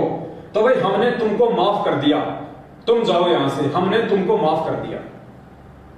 तो पुण्यात्माओं, अब आप ये कहानी आप सदगुरुदेव जी के मुख कमल से आप सुनिए, उसके बाद फिर आपको इस कहानी का रहस्य आपको समझ में आएगा। अब आप विचार कर सकते हो कि वर्तमान में कितने व्यक्तियों पर गोबंद का चढ़ गई। ऊपर से मनुष्य दिखते हैं लेकिन कर्म मनुष्य के रहे नहीं। उसके लिए सत्संग में आना आवश्यक है। सत्संग में आने से उस प्राणी को अपने कर्मों का ज्ञान होता है। जितने भी आज तक उद्धार हुए हैं वो सत्संग में आने से हुए। कहते हैं एक गब्बू डाकू था, उसका नाम था गब्बू, और वो बहुत प्रसिद्ध हो गया था। अंग्रेजों के समय की बात है। उसने एक दिन डाका डालना था रात्रि के समय, उसका फिक्स टाइम होता था, उस समय नहीं वो किसी की परवाह करता था, अपना वो काम कर ही देता था। तो उसने एक डाका डालने की स्कीम बनाई, अल्टीमेटम दे रखा था कि इस दिन मैं डाका डालूंगा अंबाला में। उसके लिए पुलिस भी बहुत अलर्ट थी, और वो गब्बू डाकू का नाम बहुत ज्यादा था और सभी उससे घबराते थे। अब उसका रात को उसने 1 बजे डाका डालना था। उससे पहले उसने समय व्यतीत करने के लिए देखा कि कुछ लोग एकत्रित हुए बैठे हैं। उन्हीं में जाकर बैठ गया। वह एक संत वचन कर रहा था, प्रवचन दे रहा था, उन्हीं में बैठ गया। और उस संत ने परमात्मा की महिमा का गुणगान किया, अच्छे और बुरे कर्मों का निर्णय दिया। उस डाकू का वह बात समझ में आ गई कि जो ये पाप मैं इकट्ठा कर रहा हूं, ये धन तो यही रह जाएगा, और फिर मृत्यु के उपरांत जो पाप इकट्ठे किए हैं वो साथ चले जाएंगे। उसके बाद कुत्ता बनेगा, उसके कीड़े पड़ेंगे, खाज लगेगी, टांग टूटेगी, गर्मी में पड़ा रहेगा, सर्दी में रहेगा, गधा बनेगा, कोई दवाई औषधि को पूछने वाला नहीं होगा, और जितने भी पाप कमाएगा प्राणी के साथ जाएगा। मनुष्य जीवन रहते उसका समाधान किया जा सकता है। संतों के पास जाकर अपना कल्याण करवाए और प्रायश्चित करे, और पाप के पैसे को दान पुण्य करके अपना पीछा छुड़वाए। अब वो बात उस गब्बू डाकू के पक्की हृदय में बैठी, क्योंकि पुण्यात्मा अज्ञानवश ही बुरे कर्म करने लग जाती है, और जिस दिन उनको ज्ञान होता है वो शूरवीर होते हैं, उसी दिन त्याग देते हैं सब बुराइयों को, और वही परमात्मा को पाया करते हैं। जिन पे एक पीढ़ी ना छूटती हो वो कितने के लिए तोड़ेगा बता। जिस पे एक पीढ़ी नहीं छूटती वो ही नहीं, तो परमात्मा के नाम में जो बाधक है तो वो किसकी भक्ति करेगा? वो तो कमजोर आदमी है, वो पार हो ही नहीं सकता, उसने अपने विकार त्याग नहीं होगा।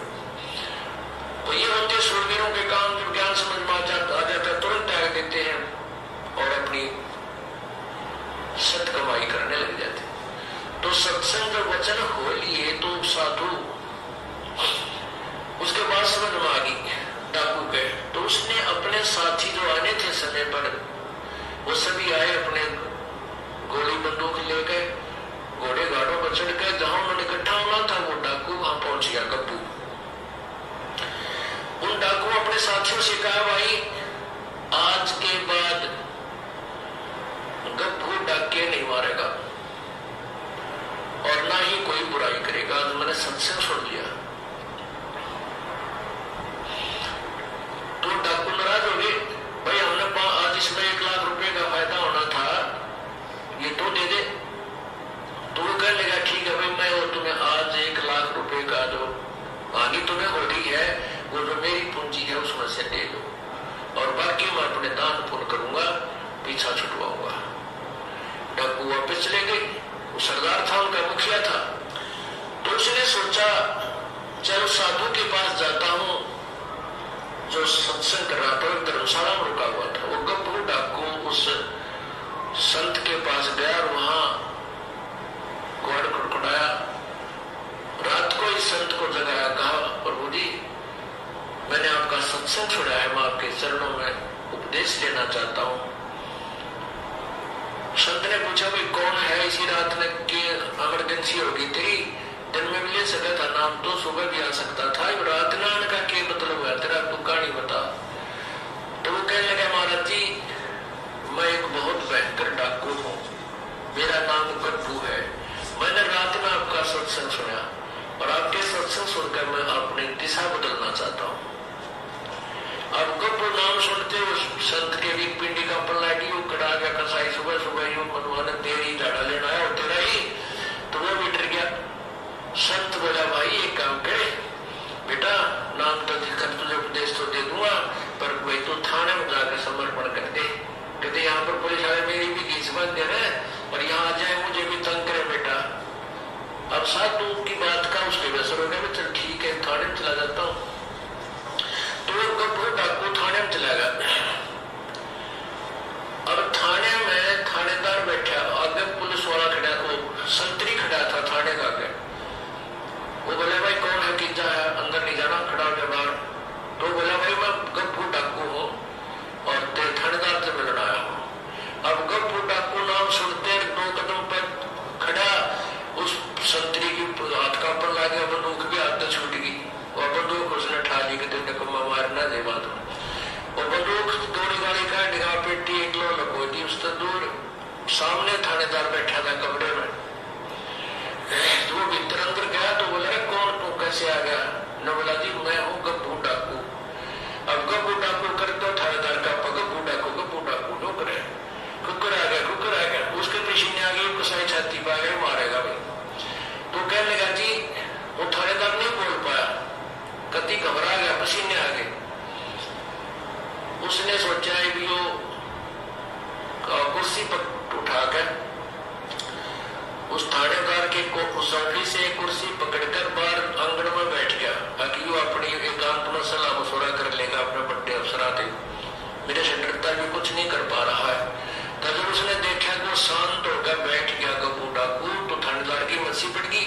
तो उसने वायरलेस वगैरह मिला, मनोका गवर्नर तक बात पहुंच गई और कहते हैं चारों तरफ से पुलिस आ गई, गवर्नर भी आ गया। अब वो इतना बड़ा डाकू थाने में बैठा है और वो उसने साथ ये भी कह दिया कि मैं आज किसी ने मारन मोरन नहीं आया, मुझे अरेस्ट कर लो, मैं अरेस्ट होने आया हूँ अपने पापों का प्रायश्चित करने। अब तो ये सारी कहानी गवर्नर तक पहुंच गई 1 सेकंड में, मिनटों में। तो गवर्नर भी आ गया। अब सामने वो कुर्सी पर बैठा है, गवर्नर खड़ा है। गवर्नर पूछ रहा है कैसे, क्या बात है।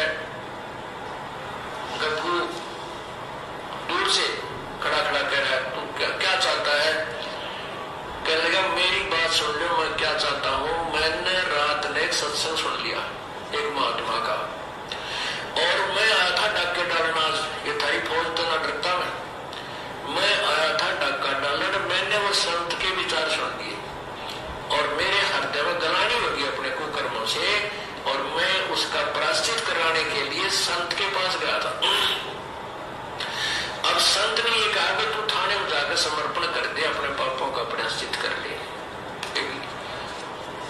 और तो मैं ये आया हूं कि मुझे अरेस्ट कर लो, कि जहां भी तुमने फांसी तोड़ना तोड़ दो। वो गवर्नर बड़े बुद्धिमान हुआ करते थे। वो कहने लगे बेटा हम जेल में तो इसलिए डालते हैं कि बुराई छोड़ दे, आगे पाप ना करे। और तूने पहले समर्पण कर दिया, तो आज हृदय में तेरे जगह नहीं इस बात की, जब हम तुझे बरी करते हैं। हम तुझे नहीं मारेंगे, न कैद में डालेंगे। अब गब्बू ने सोचा ये अच्छी बात बिगड़ी भाई, ये मैंने कैद में नहीं डालते, मेरे पाप कटे को नहीं बोला, तुम मेरी बात मान जाओ, मुझे सजा दे दो। ने बोला भाई नहीं, हम सजा नहीं देते, आप जाओ टिकता है। देख लो साधु हो गया, कभी भी किसी आप नुकसान कर नहीं सकता। तो फिर संत के पास आया। संत ने सोचा ये फिर आ गया भाई, ये तो मेरा और काम जो बड़ा तो ना खराब करेगा। कहने का बेटा क्या बात हुई, थाने में नहीं गया।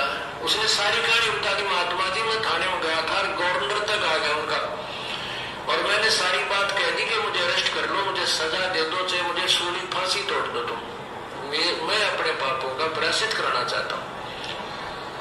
तो उन्होंने मुझे कह दिया बेटा जा तू, हम तुझे कोई सजा नहीं देंगे, तो सजा इसलिए देते हो सुधर जाए, और तो कोई सुधर गया, हम क्या सजा देंगे तुझे, तो वैसे संत बन गया। जब वो साधु की हिम्मत छिपड़ी का, अच्छा बेटा ले नाम ले लेते। तो कहने का भाव ये है पुण्यात्माओं, सत्संग आने से पुण्यात्माओं के शिखर अमल हो जाता है, प्रभाव पड़ जाता है। क्या बताते हैं, सतगुरु के दरबार में जाइयो बारंबारे, वे भूली वस्तु लखा देवे है सतगुरु दातारी। तो पुण्यात्माओं, यहाँ पे परमपिता परमात्मा सतगुरु रामपाल जी भगवान ने हमें अपने सत्संगों में जो ये गप्पू डाकू वाली जो कहानी सुनाई है, ये कहानी आज हमारे काम आएगी, और विशेषकर उन सभी परमात्मा की प्यारी आत्माओं के काम आएगी जो परमात्मा की प्यारी आत्माएं 2014 बरवाला कांड में सतलोक आश्रम मैनेजमेंट हरियाणा के कुकर्मों को देखकर, उनकी मनमानी काल प्रेरित हरकतों को देखकर सतगुरु रामपाल जी भगवान में दोष निकालकर भक्ति मार्ग से दूर हो चुकी थी, और आज जिनके अंदर वापस भक्ति करने की प्रेरणा उठ रही है, उन आत्माओं को यह सत्संग आप समझ में आ गया होगा। गवर्नर ने क्या कहा कि हम जेल में इसलिए डालते हैं ताकि तुम बुराइयां ना करो, और तुमने पहले ही बुराइयां त्याग दी, तुम अपने पापों से प्रायश्चित कर लिया, तो तुम्हें जेल में डालने का क्या फायदा है, जाओ हम तुम्हें बरी करते हैं। ठीक इसी प्रकार पुण्यात्माओं, जब आपने अपनी गलती का जो 2014 बरवाला कांड के बाद में आपने सतलोक आश्रम मैनेजमेंट हरियाणा के कुकर्मों से प्रेरित होके मन में दोष पाल लिया था गुरुजी के प्रति, गुरुजी की भक्ति के प्रति, आपने भक्ति छोड़ दी थी, आज जब आपको खुद ही अपनी गलतियों का पश्चाताप हो चुका है, आप उन सब बातों का, वो आपने जो 3, 4, 5, 6 साल का समय आपने जो बर्बाद कर दिया उन काल प्रेरित लोगों के चक्कर में आके, उनके कुकर्मों के आधार से, जब आज आपको उन गलतियों की आपको आज उन गलतियों के कारण आज आपको पछतावा हो रहा है, आपको प्रायश्चित हो रहा है, तो पुण्यात्माओं परमात्मा ने आपको माफ किया, क्योंकि मालिक अंतर्यामी है। परमात्मा ने देख लिया कि ये आत्मा अब वापस भक्ति करना चाहती है, इस आत्मा को अपनी उन गलतियों की ग्लानि हो रही है, इसको अपने कुकर्मों का प्रायश्चित हो रहा है, इसको सही और गलत की पहचान हो गई है कि मैं क्यों भक्ति मार्ग से दूर हुआ था, किन लोगों के कारण मैं भक्ति मार्ग से दूर हुआ था। तो परमात्मा ने आपके उन अंदर के भावों को देखकर, उस अंतर्यामी परमात्मा ने आपको उसी समय माफ कर दिया, और आपके अंदर परमात्मा ने एक सत प्रेरणा जागृत कर दी कि मैं वापस भक्ति शुरू करूं, मैं वापस परमात्मा का दरबार लगाऊं, मैं वापस इस परमेश्वर से मैं जुड़ूं। अब काल आपको फिर से ना फांस ले, क्योंकि काल आपको वापस फांसेगा कब, जब आप उन्हीं फर्जी नामदान केंद्रों पे जाओगे नाम शुद्ध करवाने के लिए, क्योंकि वो फर्जी नामदान केंद्र वही लोग खोल के बैठे हैं जिन लोगों ने आपको बरसों पहले उल्टे काम करके परमात्मा की भक्ति से दूर किया था। तो आप उन काल प्रेरित लोगों के झांसे में वापस ना आ जाओ, आप उन्हीं मनवश लोगों के पास वापस ना चले जाओ। इसलिए परमात्मा ने पहले ही वीडियो बना बना के आप सभी भाई बहनों तक भिजवा दिए, सात संगतियों के प्रोग्राम आप सभी भाई बहनों को दिखवा दिए, ताकि आप नीर खीर का निवारा कर दे, सत्य से परिचित हो जाए। तो पुण्यात्माओं, आपको परमात्मा ने, जैसे उस गवर्नर ने गप्पू डाकू के भाव देखकर, उसकी आत्म गलानी को देखकर, उसके कुकर्मों से पश्चाताप को देखकर उसको माफ कर दिया, उसको सजा नहीं दी। ठीक इसी प्रकार पुण्यात्माओं, आज वर्तमान में गुरुदेव के हिसार जेल में रहते सहते बाहर आज जो आपकी भक्ति करने की जो इच्छा जागृत हो रही है, उस आधार से परमात्मा ने आपको उसी समय माफ कर दिया। अब सिर्फ और सिर्फ आपको अपने घर पे परमात्मा का दरबार लगा के और आपने ठीक इसी प्रकार अपने वापस भक्ति शुरू करनी है, जो भक्ति आपने शुरुआत में सतगुरु रामपाल जी भगवान से नाम दीक्षा लेके शुरू की थी। और अब आपने विशेष तौर पे ध्यान रखना है, आपको एक हिदायत है परमात्मा की तरफ से, ये आपको एक अंतिम मौका है, आपको एक लास्ट चांस दिया है परमात्मा ने इतने वर्षों के बाद।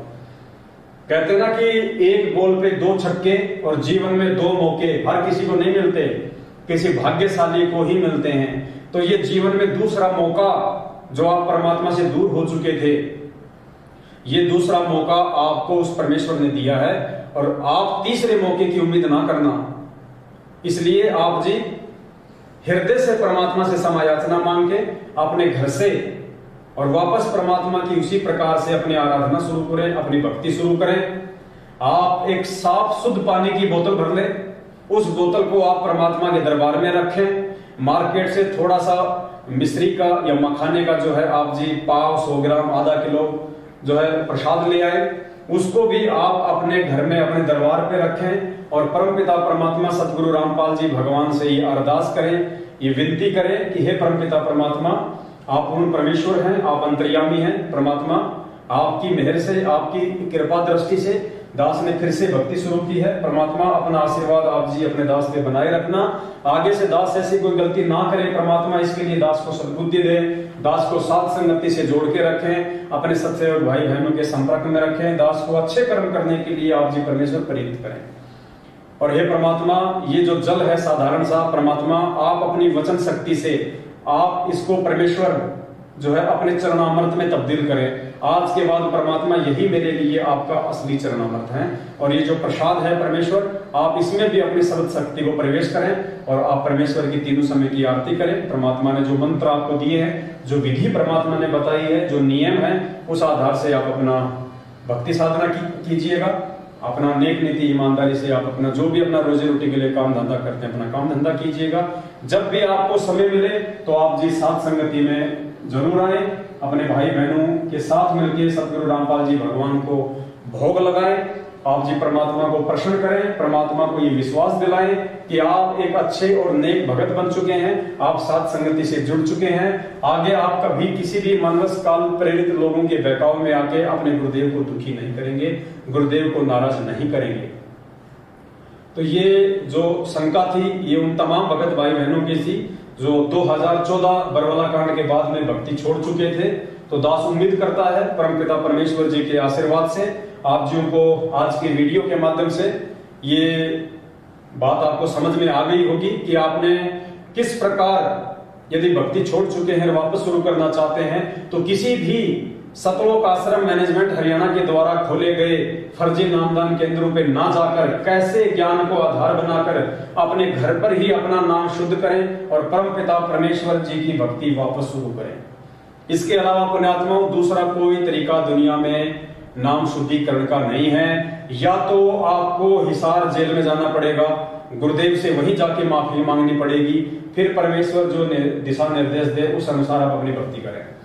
दूसरा तरीका आपको परमात्मा ने इस वीडियो के माध्यम से समझवा दिया है, यही दूसरा और बेस्ट तरीका है, इसके अलावा और कोई तरीका नहीं है। यदि वास्तव में आप हृदय से आत्मग्लानि के साथ, पश्चाताप के साथ माफी मांगेंगे और सही नीयत से भक्ति करेंगे तो परमेश्वर अंतर्यामी है, आपको माफ करेगा। आपको फिर आगे कहीं कोई समस्या परमात्मा नहीं आने देगा और साथ संगति से आप जुड़ी जाओगे तो परमात्मा आपसे कोई ऐसी गलती फिर से नहीं होने देगा जिससे कि दोबारा परमात्मा आपसे नाराज हो जाए। तो ये उन सभी आत्माओं के लिए जिनकी ये शंका थी, उम्मीद करता हूं सदगुरुदेव जी ने दास को सद्बुद्धि देके और ज्ञान आधार से आप जीवों को जो समझवाई है आपको अच्छे से समझ में आई होगी। तो आज के लाइव शंका समाधान में बस केवल इतना ही, बाकी हम कल फिर एक दूसरे के सामने रूबरू होंगे और जो भगत भाई बहनों की जो शंकाएं हैं उनको लेके हम आपके सामने आएंगे। बीच बीच में जो भी छोटी मोटी कोई घटना होगी संगत में, हम उस घटना से भी हम आपको रूबरू करवाएंगे ताकि आप भगत भाई बहन कोई भी गलतियां करने से बचें और इस परमेश्वर के भक्ति मार्ग में निसंशय होकर आगे बढ़े।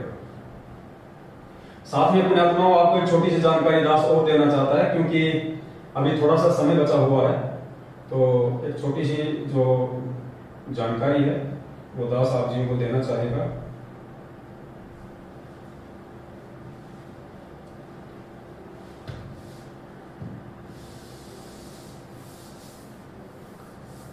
ये पुण्यात्माओं अभी 4-5 दिन पहले की बात है, ज्यादा दिन नहीं हुए हैं इस घटना को। आप जो ये वीडियो देख रहे हैं स्क्रीन के सामने, एक वीडियो है जो आप जी के सामने है।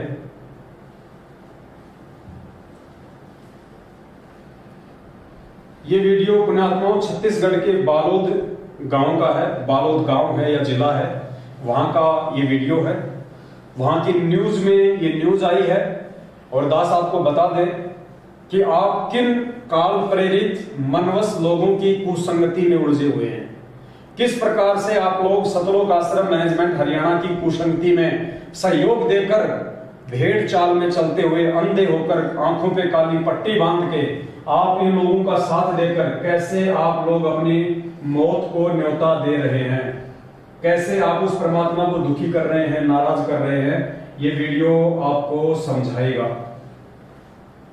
जिस व्यक्ति ने थाने में जाके, पुलिस स्टेशन में जाके सतलोक आश्रम मैनेजमेंट हरियाणा के द्वारा नियुक्त स्टेट कोऑर्डिनेटर मनीष साहू के ऊपर जो आरोप लगवाए हैं, जो एफआईआर दर्ज करवाई है, वो कोई सत्सेवक नहीं है।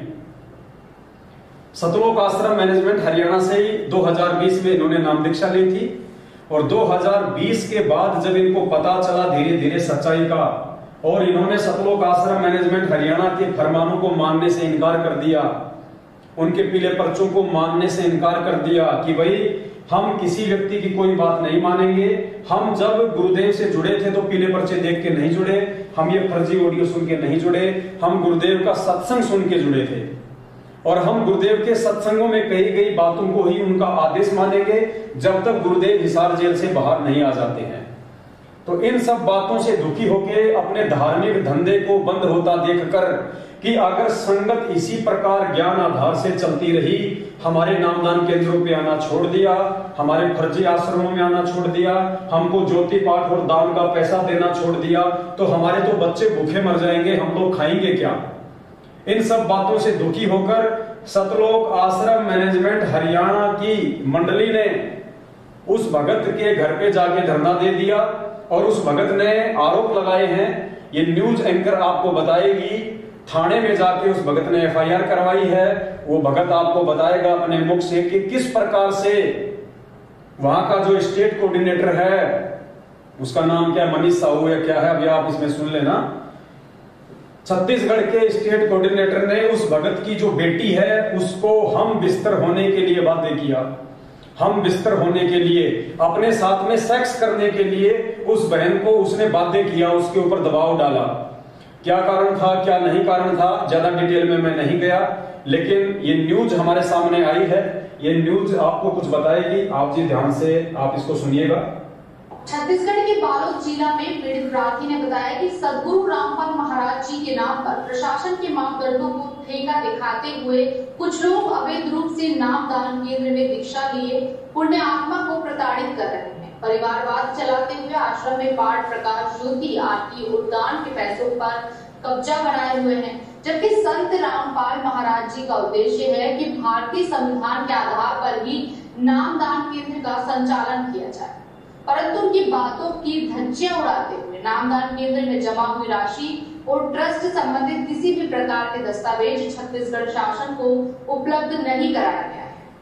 संत रामपाल के शिष्य महिलाओं की इज्जत करते हैं, परंतु राज्य संयोजक दुष्यंत, जिला संयोजक प्रमोद, मनीष एवं उद्धर आदि लोगों द्वारा बदनाम करने की नियत से लज्जा भंग करने की कोशिश की जा रही है। कारण मात्र इतना है कि ब्लॉक सेवादार मनीष जो भगत है उन्होंने आरोप लगाया है कि वहां के जो स्टेट कोऑर्डिनेटर हैं उन्होंने उनकी बेटी की लज्जा भंग करने की कोशिश की, हम बिस्तर होने का आरोप लगाया। इन्हीं के लोग हैं ये, कोई सत्सेवक नहीं है, इन्हीं मैनेजमेंट के लोग हैं जो मैनेजमेंट के कुकर्मों से दुखी होके पुलिस स्टेशन में जाके इनके स्टेट कोऑर्डिनेटर के खिलाफ एफआईआर दर्ज करवा रहे हैं। आगे सुनिए। साहू द्वारा लड़की को हमबिस्तर होने के लिए कहा, बात कही गई थी, बात नहीं मान। दोबारा सुनिए। प्रमोद, मनीष एवं उद्धव आदि लोगों द्वारा बदनाम करने की नियत से लज्जा भंग करने की कोशिश की जा रही है। कारण मात्र इतना है कि ब्लॉक सेवादार मनीष साहू द्वारा लड़की को हमबिस्तर होने के लिए कहा, बात कही गई थी, बात नहीं मानने पर भागी परमेश्वर के इशारे में मीटिंग कर इन्हें बदनाम करते हुए सभी के बीच इनके माँ बाप को बेइज्जत करते हुए अनगर्ल बातें कही गई, जिनकी रिपोर्ट दर्ज बारूद कोतवाली में कराई गई। ये भगत जी हैं जो उस लड़की के पिता हैं। इनकी लड़की को छत्तीसगढ़ के स्टेट कोऑर्डिनेटर ने हम बिस्तर होने के लिए वादे किया। तो ये उस लड़की के पिता हैं, ये भी एक भगत है। अब ये वहां पुलिस थाने के सामने मीडिया को क्या कह रहे हैं, क्या रिपोर्ट दे रहे हैं। इनके माँ बाप को बेइज्जत करते हुए अनगर्ल बातें कही गई, जिनकी रिपोर्ट दर्ज बारूद कोतवाली में कराई गई।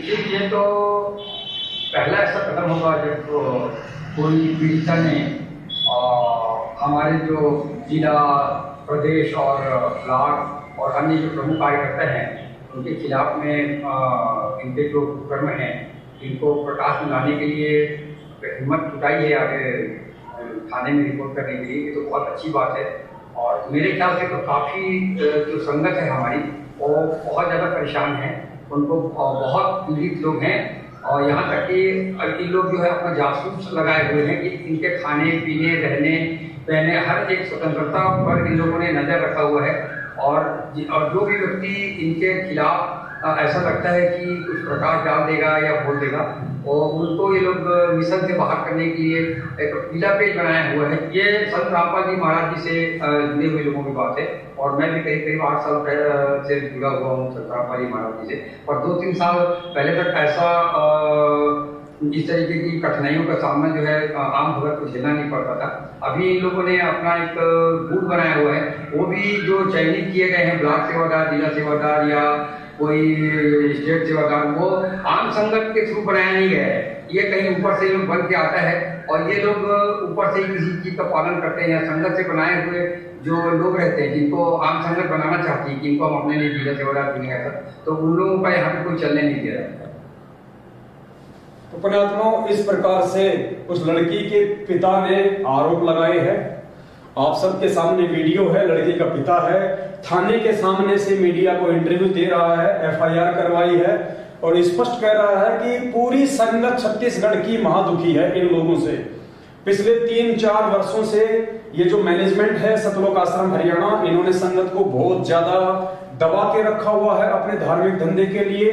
ये संगत को डरा के रखते हैं, धमका के रखते हैं। कोई भी व्यक्ति यदि इनकी बातों को नहीं मानता है जो हमारे गुरु जी के ज्ञान के खिलाफ होती हैं, तो उन लोगों के घर पे आके मंडली बुला के उनको डराते हैं, धमकाते हैं, उन लोगों को मिशन से बाहर करने के लिए दबाव डालते हैं।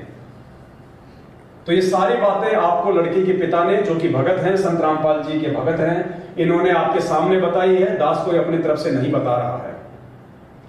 और हम ये भी नहीं कह सकते कि ये झूठ बोल रहे हैं या ऐसा नहीं हो सकता, क्योंकि अभी आपने 1 घंटे पहले इसी वीडियो में देखा कि 1.5 साल पहले जिस नामदान सेवादार ने, जो कि मध्य प्रदेश के धार जिले का था, जिसने एक नाम शुद्ध करवाने गई शादीशुदा बहन के साथ 8 दिन तक बलात्कार किया, आज लगभग 16-17 महीने के बाद में ट्रैक्टर और ट्रॉली के एक्सीडेंट में उसकी मौत हुई है।